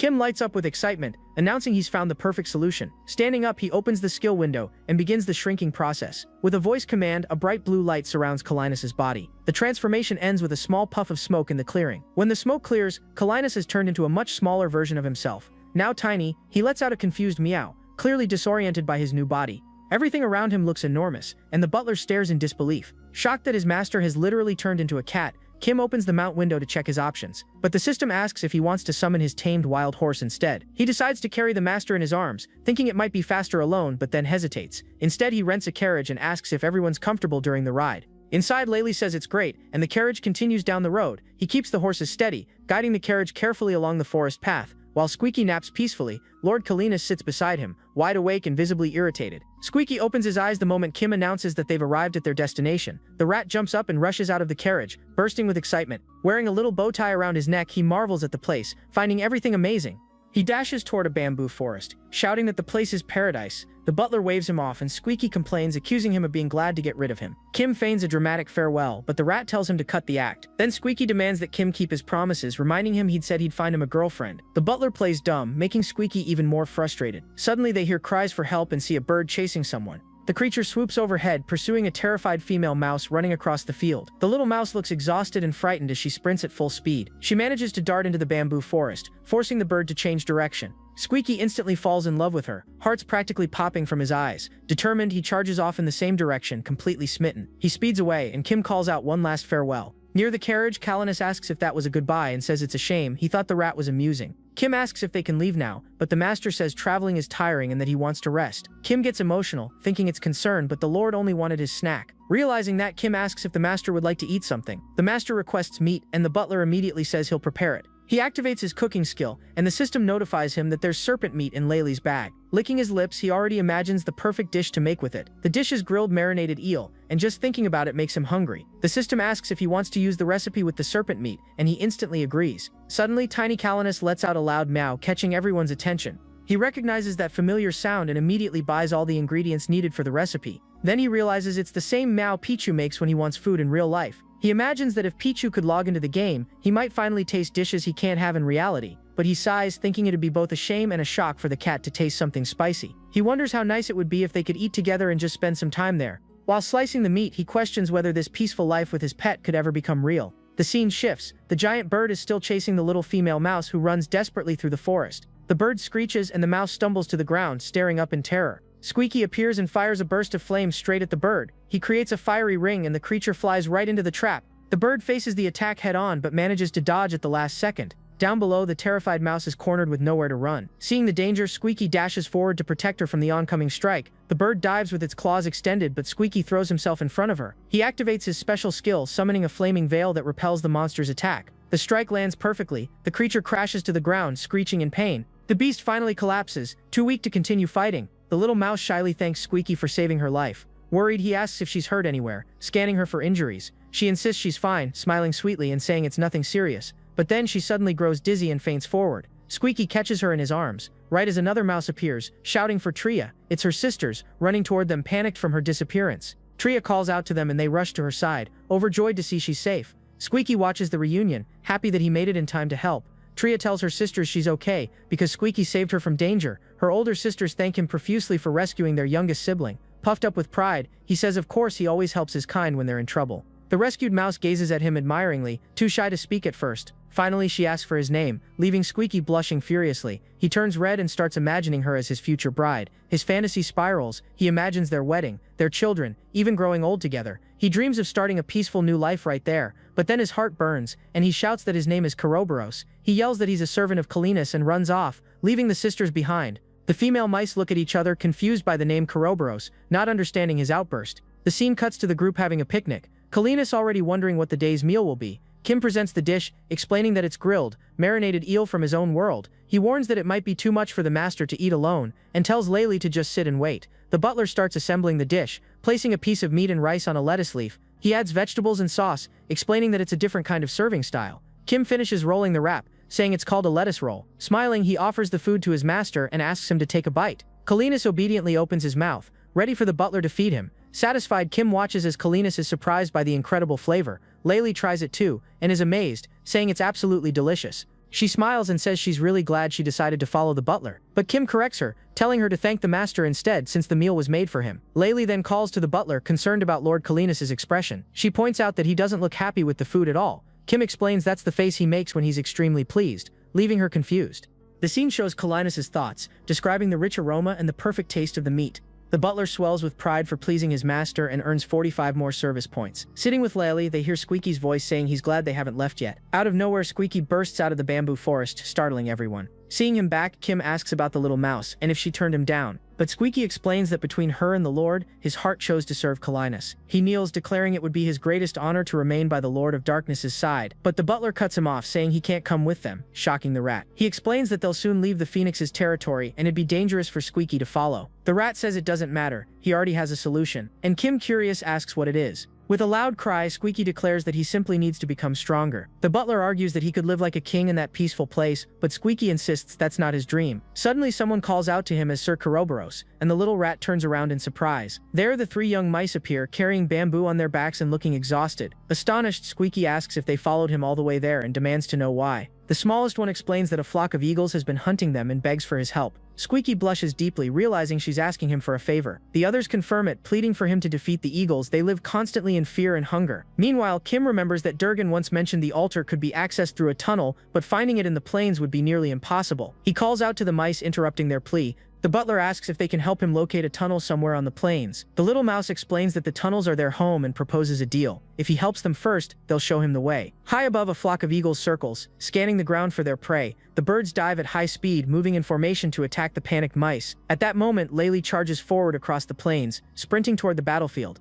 Squeaky screams in fear but quickly joins her, unleashing a burst of fire at the eagles. The young orc spins midair and strikes one eagle down, gaining a surge of experience points. With another swift blow, she brings down two more, earning even more experience. Squeaky forms a fiery ring and takes out another eagle, gaining experience himself. He fires another fireball, and soon the field is littered with fallen birds. With so many victories, the system notifies them that both Squeaky and Layli have leveled up. After the fight, the shy little mouse slowly approaches Squeaky. The two lock eyes for a moment, the air thick with a hint of romance. Everyone watches as she softly calls him Sir Kerberos. She looks at him and asks if he can't just stay there with them. The rat blushes, flustered, unsure of how to respond right away. He sits down and admits that even though they just met, he feels a strange connection, but he explains that he has a path to follow, while the rest of the group watches as if they're seeing a movie. Then he bids her farewell, and silence falls over everyone. Trying to lighten the mood, Kim asks if they know where the tunnel to the altar is, and the mice instantly confirm. The little mouse seems confused. She never even confessed her feelings, and all she wanted was for him to protect the village since he was strong. They lead the group to the tunnel entrance and explain that the altar lies on the other side. Kim and Layli thank the mice, who wave goodbye before heading off. The butler turns to Kerberos and realizes that the rat has already made his decision. Kim asks to speak seriously, addressing him as Kerberos, and the rat admits he likes being called by his true name. Kim explains that his role has always been to serve as the perfect bait for Lord Linus. Kerberos asks if that means he must keep doing it, and the butler confirms. Outraged, he accuses Kim of wanting to discard him now that the master has lost interest. Layli steps in, pleading with Kim to give the rat another chance. Even Linus finds the butler's attitude harsh. But Kim says he can't force him to face something he's so afraid of. He thought the farewell was a reward, but Kerberos insists that he wants to stay. So the butler warns that if he's going to remain, he must become stronger than before. Kim asks if he's capable of that, and the rat accepts the challenge with determination. The scene shifts to a training field, where the butler announces that they'll undergo 3 types of training, calling them recruits. The two look confused by the term, and Kim warns that today's session will be intense. The butler yells to confirm they understand, and both shout back in agreement. He calls on the rat, who immediately responds. Kim glares at him with disdain, asking if a nobody just spoke to him informally. The rat freezes, stammering for an explanation before correcting himself and saying, "Sir." With a stern expression, Kim orders that during training he must respond only with "yes sir" or "no sir." Layli tries to calm the situation, but Kerberos grows defiant, and Kim scolds him harshly. Furious, the butler shouts that the rat has lost his qualifications and orders him back to the lava zone. The rat panics, remembering that he gave up everything to become a servant of the master. Defeated, he apologizes, and the butler gives a satisfied nod. Kim explains that for tactics, military command is key, and that he is the commanding officer. Layli gets excited, thinking it'll be great military experience.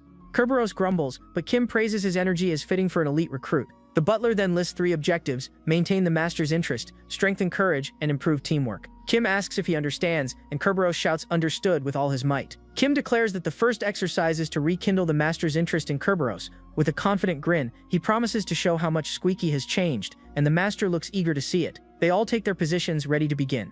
The rat shouts that he's ready for training, and that a small Linus doesn't scare him. Then Kim gives the order to start, declaring that his mission is to satisfy the master. With that, the master charges straight toward Kerberos, his body engulfed in flames. Linus lunges, but the little rat dodges nimbly. narrowly avoiding the strike. Still, the master manages to catch up and stomps on his tail, finally pinning him down. With his prey trapped, Kenus leaps onto the rat, who screams in panic. The butler announces that he's been caught and must now pretend to be a defeated prey. Kerberos writhes dramatically, squealing and flailing in exaggerated despair. Kim signals that something is still missing. Then the rat remembers, the master's final reward. Kim declares the mission a success, saying the master will always look forward to playing with him. He immediately begins the second phase, courage training. Kim explains that the rat must remain still and endure the master's attacks. He asks if Kerberos is ready, and the rat salutes, replying that he is. But suddenly a gigantic Kenus looms over him, a massive paw descending from above, terrifying the rat. Kenus slams the ground, and Kerberos has no chance to react. Kim calmly uses his silver tray to scoop up whatever's left of the poor rat. He asks if Kerberos can still stand it, and the trembling rat admits he's terrified. The butler chuckles, saying that if he keeps taking hits all day, he'll eventually get used to it. Kerberos stares in disbelief, wondering if the butler is actually a demon. Training continues, with Kenus relentlessly pounding Squeaky again and again. The attacks keep coming, over and over. The scene shifts to night, where the courage training resumes at the edge of a cliff. Over time, the little rat grows used to it. He no longer fears the master's massive paw. Covered in flames, he shouts defiantly at Kenus, daring him to come at full force. This time, the master lands a direct hit, crushing Squeaky under his paw. Kim then announces the start of teamwork training, explaining that both he and Laylee will join. He says they'll use Kerberos as bait to lure the master, but Laylee questions the plan. Kim clarifies that it's meant to prepare them for larger enemies, since the master tends to avoid big targets. Kerberos protests, reminding them that the phoenix was already much larger than Kenus. The butler calmly replies that there are even bigger monsters ahead, making Kerberos shiver at the thought. He reveals that inside the tunnel lies the altar's guardian, a massive, powerful creature. Laylee realizes that they need to distract the master so he doesn't notice the looming threat. Kim explains that the goal is to make the master so furious that he destroys a specific boulder. Kerberos asks what they should do to make the master that angry. The rat vows to do his best to enrage him, and Kenus seems to agree. Kim orders everyone to take their positions, ready to start the exercise. Laylee grabs Kenus, bracing herself and shouting that she's ready. Kerberos ignites his flames, screaming to draw the master's attention. The butler yells for them to begin, and Laylee dashes across the field at full speed. Kim grabs Squeaky, now a blazing ball of fire, and Laylee shouts for him to throw it her way. With a cry, he hurls the flaming rat, and Kenus sprints after it, trying to catch it mid-air. Laylee catches the fiery ball, and Kenus charges toward her, continuing the game. He leaps to grab the rat, but Laylee dodges at the last second. Kenus slides across the ground, immediately preparing another strike. The training continues. They toss Kerberos back and forth while the master gives chase. Laylee throws him again, and Kim rushes to catch the flaming rat just before the master does. He succeeds, infuriating Kenus even more. Then Kim throws Kerberos in the opposite direction. The rat takes off running at full speed, with Kenus chasing right behind. The butler watches the scene with sharp focus, waiting for the perfect moment. Smiling, he presses the initiate button, triggering the final stage of the plan. A light shines over the boulder, and Kerberos slams into it, causing a fiery explosion. Clinging to the rock, the rat grins with pure satisfaction. Reaching his prey, Kenus transforms back into his giant form, roaring with fury as he attacks. The scene shifts. The group now walks through a vast area filled with ancient ruins. Apparently, this is the altar they had been searching for. Kim and Kerberos run side by side, exploring the new path. Laylee carries the master above her head, while Kenus asks what exactly the butler is looking for. Frustrated, Kim explains he's been searching for a key to activate the altar, but hasn't found one. Kenus approaches. Puzzled, he thought the altar would respond to him automatically. Kim asks Laylee to hand the master over, and she carefully places him in the butler's arms. He lifts the master high and spins around, hoping to trigger something. Kenus dryly remarks that holding him a bit higher won't solve the problem. Kerberos comments that the butler seems broken from not finding an answer. Kim allows him to speak freely, but the rat insists on staying formal. The butler frowns, unsure when the hierarchy between them flipped like this. Then Kerberos suggests that maybe the altar isn't reacting because the master is still tiny. Kim freezes, stunned. He hadn't thought of that earlier. A bright light flashes as Kenus returns to his full towering form in the center of the ruined altar. The stone pillars begin to glow, and a blue energy portal opens in the middle of the structure. Overjoyed, the butler cheers that the plan worked. The altar is finally responding. He explains that the altar didn't recognize the master because his aura remains concealed while he's in his smaller form. The energy portal stabilizes above the altar, and Kenus watches closely to see what will emerge. From within the swirling light, a man in a black suit steps forward, an elderly butler radiating an intense, shadowy aura.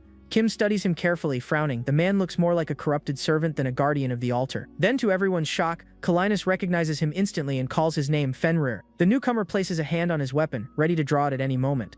Laylee instinctively prepares to fight, but Kim stops her, warning that the man doesn't seem hostile. With a sharp motion, Fenrir thrusts his blade into the ground, the impact cracking the stone beneath him. He kneels before Kenus, lowering his head, and addresses him as Lord, the true sovereign of the Shadowed Lands. Kenus studies him and murmurs that it has been a long time, noting that Fenrir has not slept for 1,000 years, even after everything that happened. Fenrir asks if the Lord has forgotten the command, but Calinus suddenly roars that he remembers nothing. Startled, Kim and Laylee flinch at his outburst, unsure how to react to Fenrir's expression. The old butler begins to tremble, clutching his chest as dark violet energy seeps from his body. With a scream of pain, he mutates, his figure twisting into a massive monstrous form. He gasps that he's losing control and doesn't know how long he can hold on. Kim realizes they might still be able to extract information, but only for a brief moment. Understanding the urgency, he focuses. This is a ticking bomb, and they have to act fast. The scene shifts into what seems to be a mental vision, a dark corridor where a mysterious figure walks through the shadows. The man's voice echoes, saying he heard that Serentium has fallen, shocking the unseen lord. He explains that relations were once peaceful, until a sinister faction resurfaced. The lord asks if it was the Morbus, and the man confirms grimly that yes, it was them. The scene cuts to a grand throne hall, narration revealing that everything began with the assassination of a prince. The man continues, Morbus orchestrated the murder to spark a war. As the kingdom burned, he reveals that their descendants couldn't withstand the onslaught of the players. The lord frowns, confused by the word, and the man explains a portal had opened in Serentium. Through it came entities from another world, beings who called themselves players. The lord demands to know how many, and the man replies, hundreds of thousands. Fenrir narrates that Morbus tried to steal the master's power the moment he awoke. The descendants discovered the plot and fought fiercely to protect that power, but in the middle of that chaos, something completely unexpected happened. A small cat appeared out of nowhere, right in the center of the ritual's unleashed energy. Calinus stares, stunned, and Fenrir confirms, the master's essence entered the creature. That cat became a colossal beast, the very form Calinus inhabits now. Unable to communicate, the defenders watched as Morbus's army stormed the citadel, while the beast raged uncontrollably. To preserve their lord's power, they had no choice but to let the creature escape. Fortunately, the descendants had built an emergency teleportation system for such a crisis. To hide him, they chose the most unpredictable destination possible, the world of the players. They found a player named Butler Kim, since butler means one who serves and cares for cats, so they teleported their master directly to him. Back in the present, Fenrir finishes his account, and the group finally understands how everything unfolded. Kim then asks if it would be dangerous to go straight to the kingdom of Nocturne after all this. Fenrir warns that several other altars exist, and instructs them to find them, to restore the master's full body. Kim nods, realizing that rushing to Nocturne would have been a fatal mistake. Fenrir says they were lucky, but his voice falters as his control begins to slip. A surge of dark aura erupts from him, and he shouts that his time is up, ordering everyone to run. Completely transformed, he roars and slams his monstrous paw into the ground, splitting the stone. Laylee cries that his body is still expanding, and Kim commands everyone to retreat immediately. Calinus leaps into the air, dodging a devastating strike. Fully consumed by his corruption, the giant wolf bellows with rage, his eyes burning with bloodlust. He smashes the altar to rubble, unleashing waves of dark power in every direction. With another furious roar, he releases a surge of energy so powerful it blasts everyone back. Laylee recognizes the spell, shouting that it's a chain lightning hex. The wolf gathers a swirling sphere of purple energy in his jaws, charging an immense attack. The sphere pulses and spins, radiating sheer destructive force. Then he fires a beam of concentrated shadow energy ripping through the air. The blast strikes a distant mountain, detonating it in a massive explosion. Laylee screams, asking what they should do now. Kerberos yells for them to run, while Kim wonders whether the master has been overtaken by rage. Analyzing the creature's energy, he realizes the beast's power rivals that of the legendary rock. With no other option, the butler hides behind a shattered boulder. Observing from afar, the beast finally stops roaring, though dark energy still ripples around its body. Laylee notices it's not attacking, it's trembling, almost in pain, and Kim concludes it's resisting the corruption. Then from within the darkness, Calinus' voice echoes, calling out for his butler. His cry reverberates through the forest, before he vanishes, carried away by the butler's own unleashed power. Calinus suddenly appears before him, and Kim, realizing the danger, warns that it's an emergency, he's going to shrink him again. In an instant, the master returns to his small form, once more resembling a harmless, adorable kitten. Kim kneels and explains that Fenrir is suffering, asking permission to try to calm him down. The little master orders him to let him face Fenrir directly, and Kim obeys without hesitation. Laylee, alarmed, shouts for him to stop, warning that approaching the monster is suicide. But Kim presses forward, clutching the tiny Calinus protectively against the roaring wind. A massive fragment of a broken pillar hurtles toward them, ready to crush them both. It shatters midair as Laylee intercepts it with a mighty swing, allowing Kim to continue walking without slowing down. Possessed and writhing, Fenrir roars again, shaking the ruins, and Kim briefly thanks Laylee for her cover. He holds the little master close, Calinus' gaze now cold and resolute as he stares at his suffering servant. Kim calls out Fenrir's name, bracing himself for the inevitable confrontation. The beast growls deeply, dark energy gathering once more in its throat. Then the little master's voice echoes, a single commanding call, Fischstein Fenrir. The world blurs and the scene shifts into a mental realm. Calinus and Fenrir now standing face to face in a dark void. The old butler, panting heavily, looks bewildered as the corruption distorts his form. Calinus asks if it was the Morbus who did this to him, while Fenrir struggles to remain conscious. He then asks if there's any way to save him. With a sorrowful glance, Fenrir answers that it's far too late. His body and soul are already consumed. Kenus falls silent for a long moment, processing the truth. Finally, Fenrir kneels, begging his master to end his torment once and for all. Kenus closes his eyes and promises to ease his pain, asking him to endure just a little longer. Back in the present, Kim rises with the small Kenus in his arms, realizing that the master has made his decision. He meets his gaze and asks softly if it's time to execute the plan to end everything. Kenus nods solemnly, saying that Fenrir was loyal and deserves peace, not suffering. He then calls out to Layli and Kerberos, both of whom immediately stand ready. Kim explains the strategy to deliver a single decisive blow to Fenrir's head using the master's full power. He activates servant management mode, rerouting every available point into Kerberos's mental power. Kim orders everyone to their positions, telling them to move exactly as they did during training. With a sharp command, he signals the start, launching the flaming Kerberos to draw the master's attention. Tiny Kenus bolts forward at blinding speed, eyes locked on his moving prey. Layli races into position and the master leaps toward her, trying to seize the fiery bait. They begin tossing the burning rat back and forth, each throw pushing Kenus's power higher. Kim catches Kerberos again as Kenus meows with fierce excitement, dashing toward them. Holding the blazing rat, Kim spins his body and hurls him with every ounce of strength he has. Kerberos channels his flame, shouting his skill's name, Fire Rat Shot, as he streaks through the air. The fiery projectile flies true, and Fenrir watches it approach without moving. The hit lands perfectly right in the eye with a burst of searing light and impact. Seeing the opportunity, Kim shouts for the master to return to his true form. A blue radiance engulfs Kenus as he expands mid-air, transforming into his colossal body once more. He descends like a meteor, crashing down upon Fenrir with overwhelming force. The ground splits open under the impact, the blow finally ending the tormented servant's life. Layli cheers that the strike hit dead on, but Kim remains silent, his expression grave.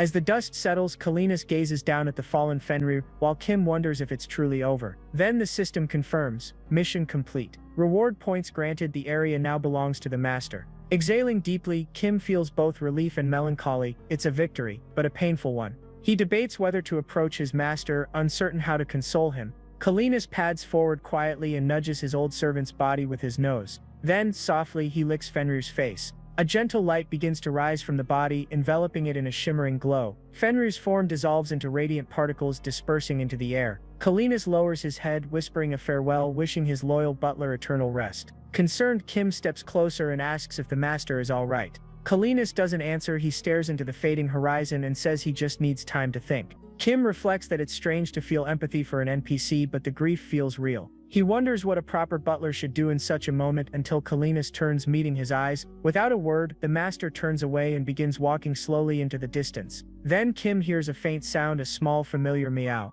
Kenus glances back and Kim instantly recognizes it as a signal he wants a pat. He hesitates, realizing that such an act might anger the proud lord, but also comfort him. Taking a deep breath, he decides there's no other way. He steps forward and gently pats the master on the head. Kenus freezes, eyes widening in surprise as Kim continues, quietly, respectfully giving soft, consoling taps. The master blinks, confused, and asks what on earth Kim is doing. Kim calmly replies that it was the master himself who gave the signal. Outraged, Kenus glares at him, reminding him that he asked for time alone, and orders him not to touch his body again. Seeing the master's reaction, Kim hesitates, wondering if he should stop the pats. He tries to think of an excuse, but knows that ignoring a cat that asks for attention can wound its pride. So he continues, even as the master grumbles in disbelief, asking why his servant isn't listening to him. Kim apologizes but explains that to build trust with a cat, one must seize every opportunity. Kenus growls about his dignity, but the butler keeps going with the same composure. Kerberos sighs in the background, lamenting that he wishes the butler would protect the master's honor. Narration cuts in, explaining that cats enjoy such gestures due to the nerve stimulation along the back of the head.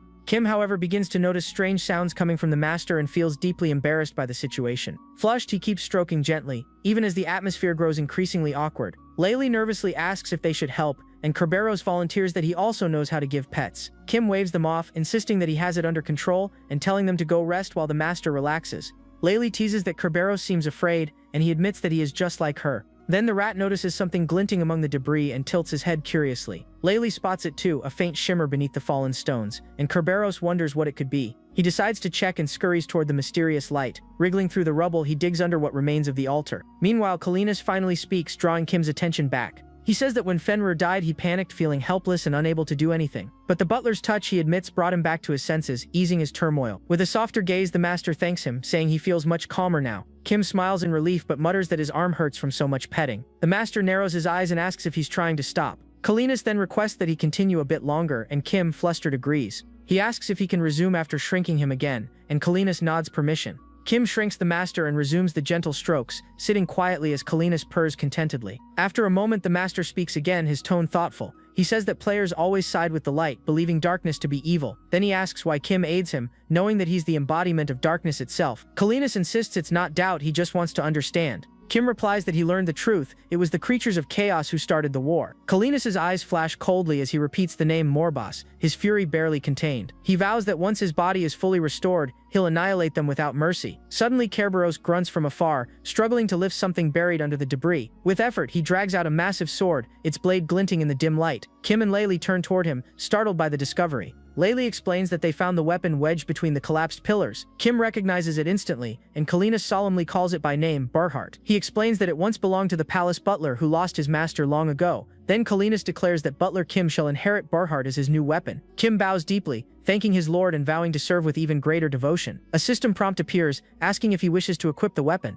He accepts immediately. A blue light envelops the blade as it materializes in his hand, unlocking his weapon slot. The status window displays the weapon's unique effect, Luna Blaze. Eager to test it, Kim swings the sword in fluid, precise motions, its power humming through the air. He laughs in satisfaction. Finally, he can fight, no longer just watch from the sidelines. Layli watches in awe and asks why he never fought before. The scene transitions. The group now travels by carriage down a quiet road surrounded by trees. Guiding the reins, the master asks the butler what their plan is from here. Kim explains that Fenrir told them to locate the remaining altars. First stop, the Night Forest. He points to a map, showing that the forest lies near the border, so they must pass through the capital of Grark. Suddenly, Kenus's ears twitch. He senses movement nearby. Then he announces, with quiet pride, that he can now control his own size at will. Kim stares in shock at the news. The small master sticks out his tongue, experimenting with the newfound control. He confirms he can move it freely too, and Kim congratulates him. Kenus compliments his butler's progress, and Kim humbly thanks him, giving him another gentle pat. He wonders aloud if after finding the remaining 2 altars, the master will fully command his body again.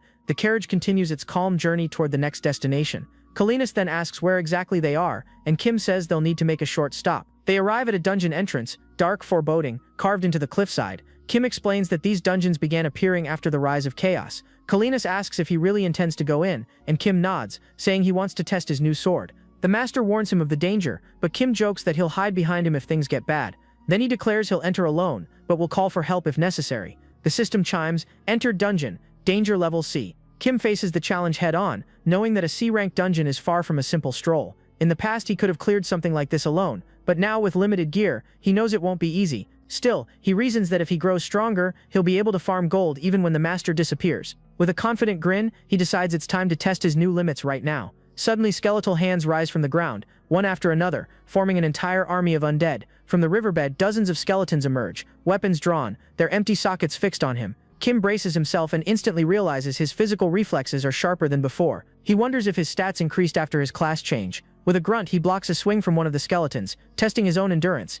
Then he pivots, activating a defensive skill and following with a spinning slash that cleaves through several enemies at once. Surrounded, he maintains perfect form, deflecting and countering with practiced precision. As he parries another blow, he notes again that his physical ability feels vastly improved. The thought repeats, his stats must have climbed since his class shift. With renewed energy, he charges, slicing through multiple skeletons in quick succession. He grips the one-handed sword tightly, feeling a nostalgic thrill like back in his old gaming days. A brief flashback shows him remembering how long it's been since he fought like this. After clearing the first wave, he steps over the shattered bones and continues deeper into the cave. He pauses to catch his breath, sweat dripping down his forehead from the relentless battle. Then from the darkness comes the rattling of armor and bone. A new horde is approaching. An entire army of skeletons appears again, and he realizes maybe he overestimated himself this time. Out of options, Kim decides to use his secret technique, if only he could recall the name. As the undead rush him, he clenches his sword ready to test the 100 RPP skill he's been saving. He activates it, and the system immediately prompts, activate autonomous attack mode, confirming, a large glowing green circle expands beneath the skeletal army. A massive explosion follows, the blast shaking the cavern walls. When the dust clears, every skeleton has been obliterated. For a few seconds there's silence, until the system message appears, 945 gold acquired.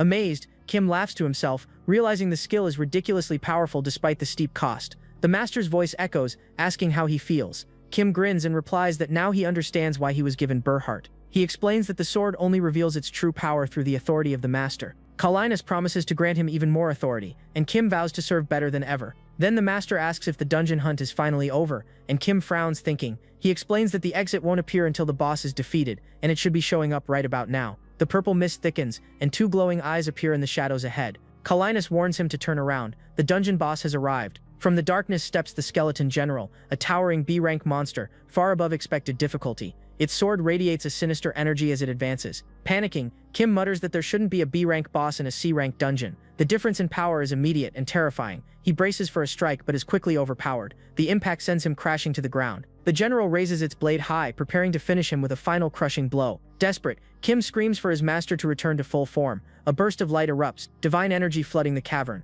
Through the smoke, Lord Kalinus appears, massive, resplendent, and radiating power. The skeleton general steadies itself, gripping a golden sword, and faces the towering beast. Kalinus glares down, unimpressed by his opponent. With one swift movement, he raises his paw and brings it down with devastating force. The ground quakes. The general's skull shatters into dust. The system flashes. Boss defeated. Victory confirmed. Kalinus lets out a thunderous roar, asserting his dominance over the dungeon. He snorts, unimpressed, calling the enemy weak, but Kim laughs, saying the master is simply too strong. Kim explains that dungeon bosses sometimes appear at random difficulty due to luck or misfortune. Kalinus notices Kim's good mood, and the butler admits it's because of the loot. He collects the spoils, 620 additional gold, and pockets the reward. Then, a golden shimmer fills the air. A portal materializes in front of them. Kalinus tilts his head, asking what this strange gateway is. Excited, Kim explains that it's a golden goblin portal, a rare event that means huge profit. He summons his familiars immediately, ready for the bonus round. He warns everyone that a golden goblin will appear, and they must strike fast to get the coins. As expected, the goblin bursts through the light, laughing maniacally while scattering gold everywhere. The group rushes in to attack, striking at the creature as it tries to flee.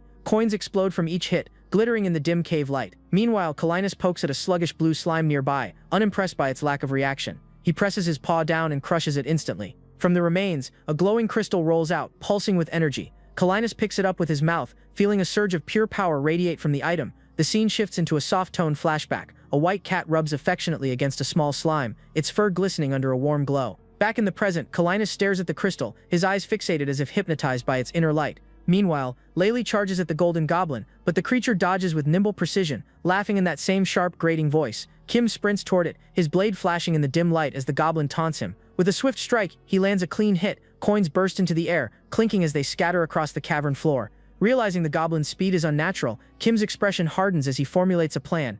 He swings again, this time precisely, slashing the goblin's money pouch open. The creature shrieks in pain as gold rains from the torn bag, scattering like a glittering storm. The goblin scrambles, sprinting toward the glowing escape portal forming behind it. Kim's eyes narrow. He commands the others to intercept. As the goblin leaps into the portal, Kim releases a capture skill, an arc of magic that nearly snags it mid-air, but the spell fizzles at the last second. He curses softly, frustrated that he came this close to turning a golden goblin into a familiar. Exhaling, he mutters that even for him, that thing's speed is absurd. Laylee arrives a moment later, disappointed they couldn't catch it. Kim reassures her, it's almost impossible to catch a golden goblin, even for veterans. Then he smirks, saying he's been tracking that same goblin for a long time, and one day they'll get it.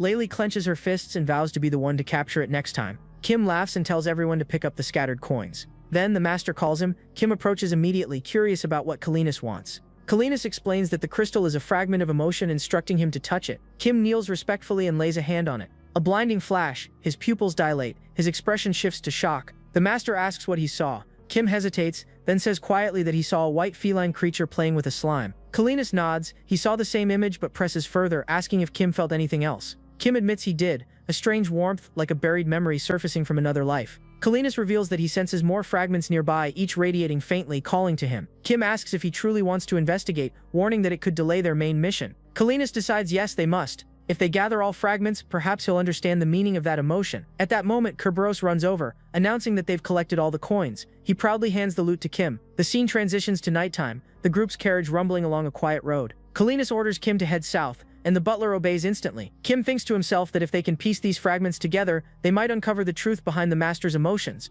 Cut to a forest of cliffs and high winds. A giant harpy shrieks above her nest. Kim scales a rock wall, his boots scraping the surface, while Kalinus watches from below. At the top, Kim spots another glowing crystal nestled among the harpy's eggs. The beast lunges, but Kenus leaps up, striking her down with a single crushing blow. With the harpy defeated, Kim retrieves the crystal and reports success. Kenus praises him curtly, his gaze never leaving the light.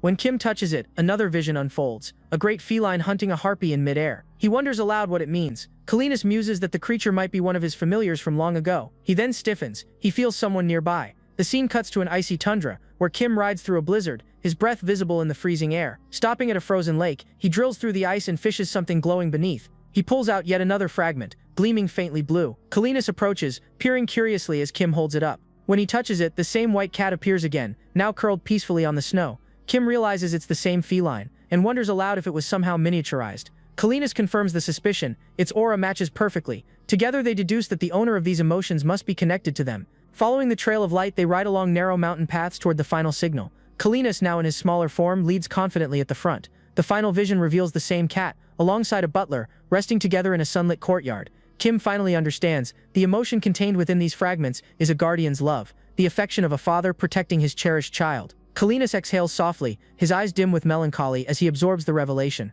In his mind, he hears the faint echo of the voice belonging to the one who once owned those feelings. "We're not far," he whispers. He urges the carriage onward, though neither truly knows where the trail will lead next. The scene then cuts to a futuristic city. Neon lights, drones zipping between colossal skyscrapers. Inside a research facility, a man walks down a sterile corridor toward a sealed door. He asks how she is doing.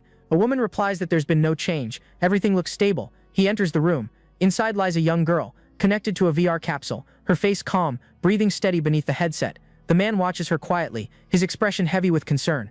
Back in the game world, Kenus suddenly halts the carriage. "We're here," he says. The owner of the fragments is 5 steps ahead. Kim scans the surroundings. There's nothing visible but empty air. Kenus explains that the place is cloaked by a barrier, invisible to ordinary eyes. Kim reaches forward, and his hand presses against something solid yet unseen, like a wall of energy. The air hums with power. Static ripples through his arm. Realizing what he's about to enter, Kim steadies his grip on Bearheart and braces himself, because whatever lies beyond that barrier is alive. He says he will buy a few things before entering, just to ensure safety. He opens the auction house, suspecting that there might be a chaos corruptor inside. Aware of the danger, he looks for recovery potions to be able to escape if necessary. He decides to buy all the potions, preparing for the worst possible scenario inside.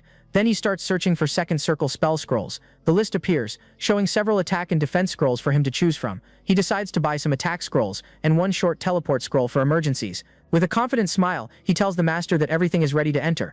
Kenus asks if he has prepared everything, and Kim confirms that he bought the potions and scrolls. The master finds it strange, wondering where the hell he got all those things. If you liked it, then leave a like and comment here for us. This helps YouTube recommend our videos to more people, and thus continue with this work. For today, that's it. See you next time, guys.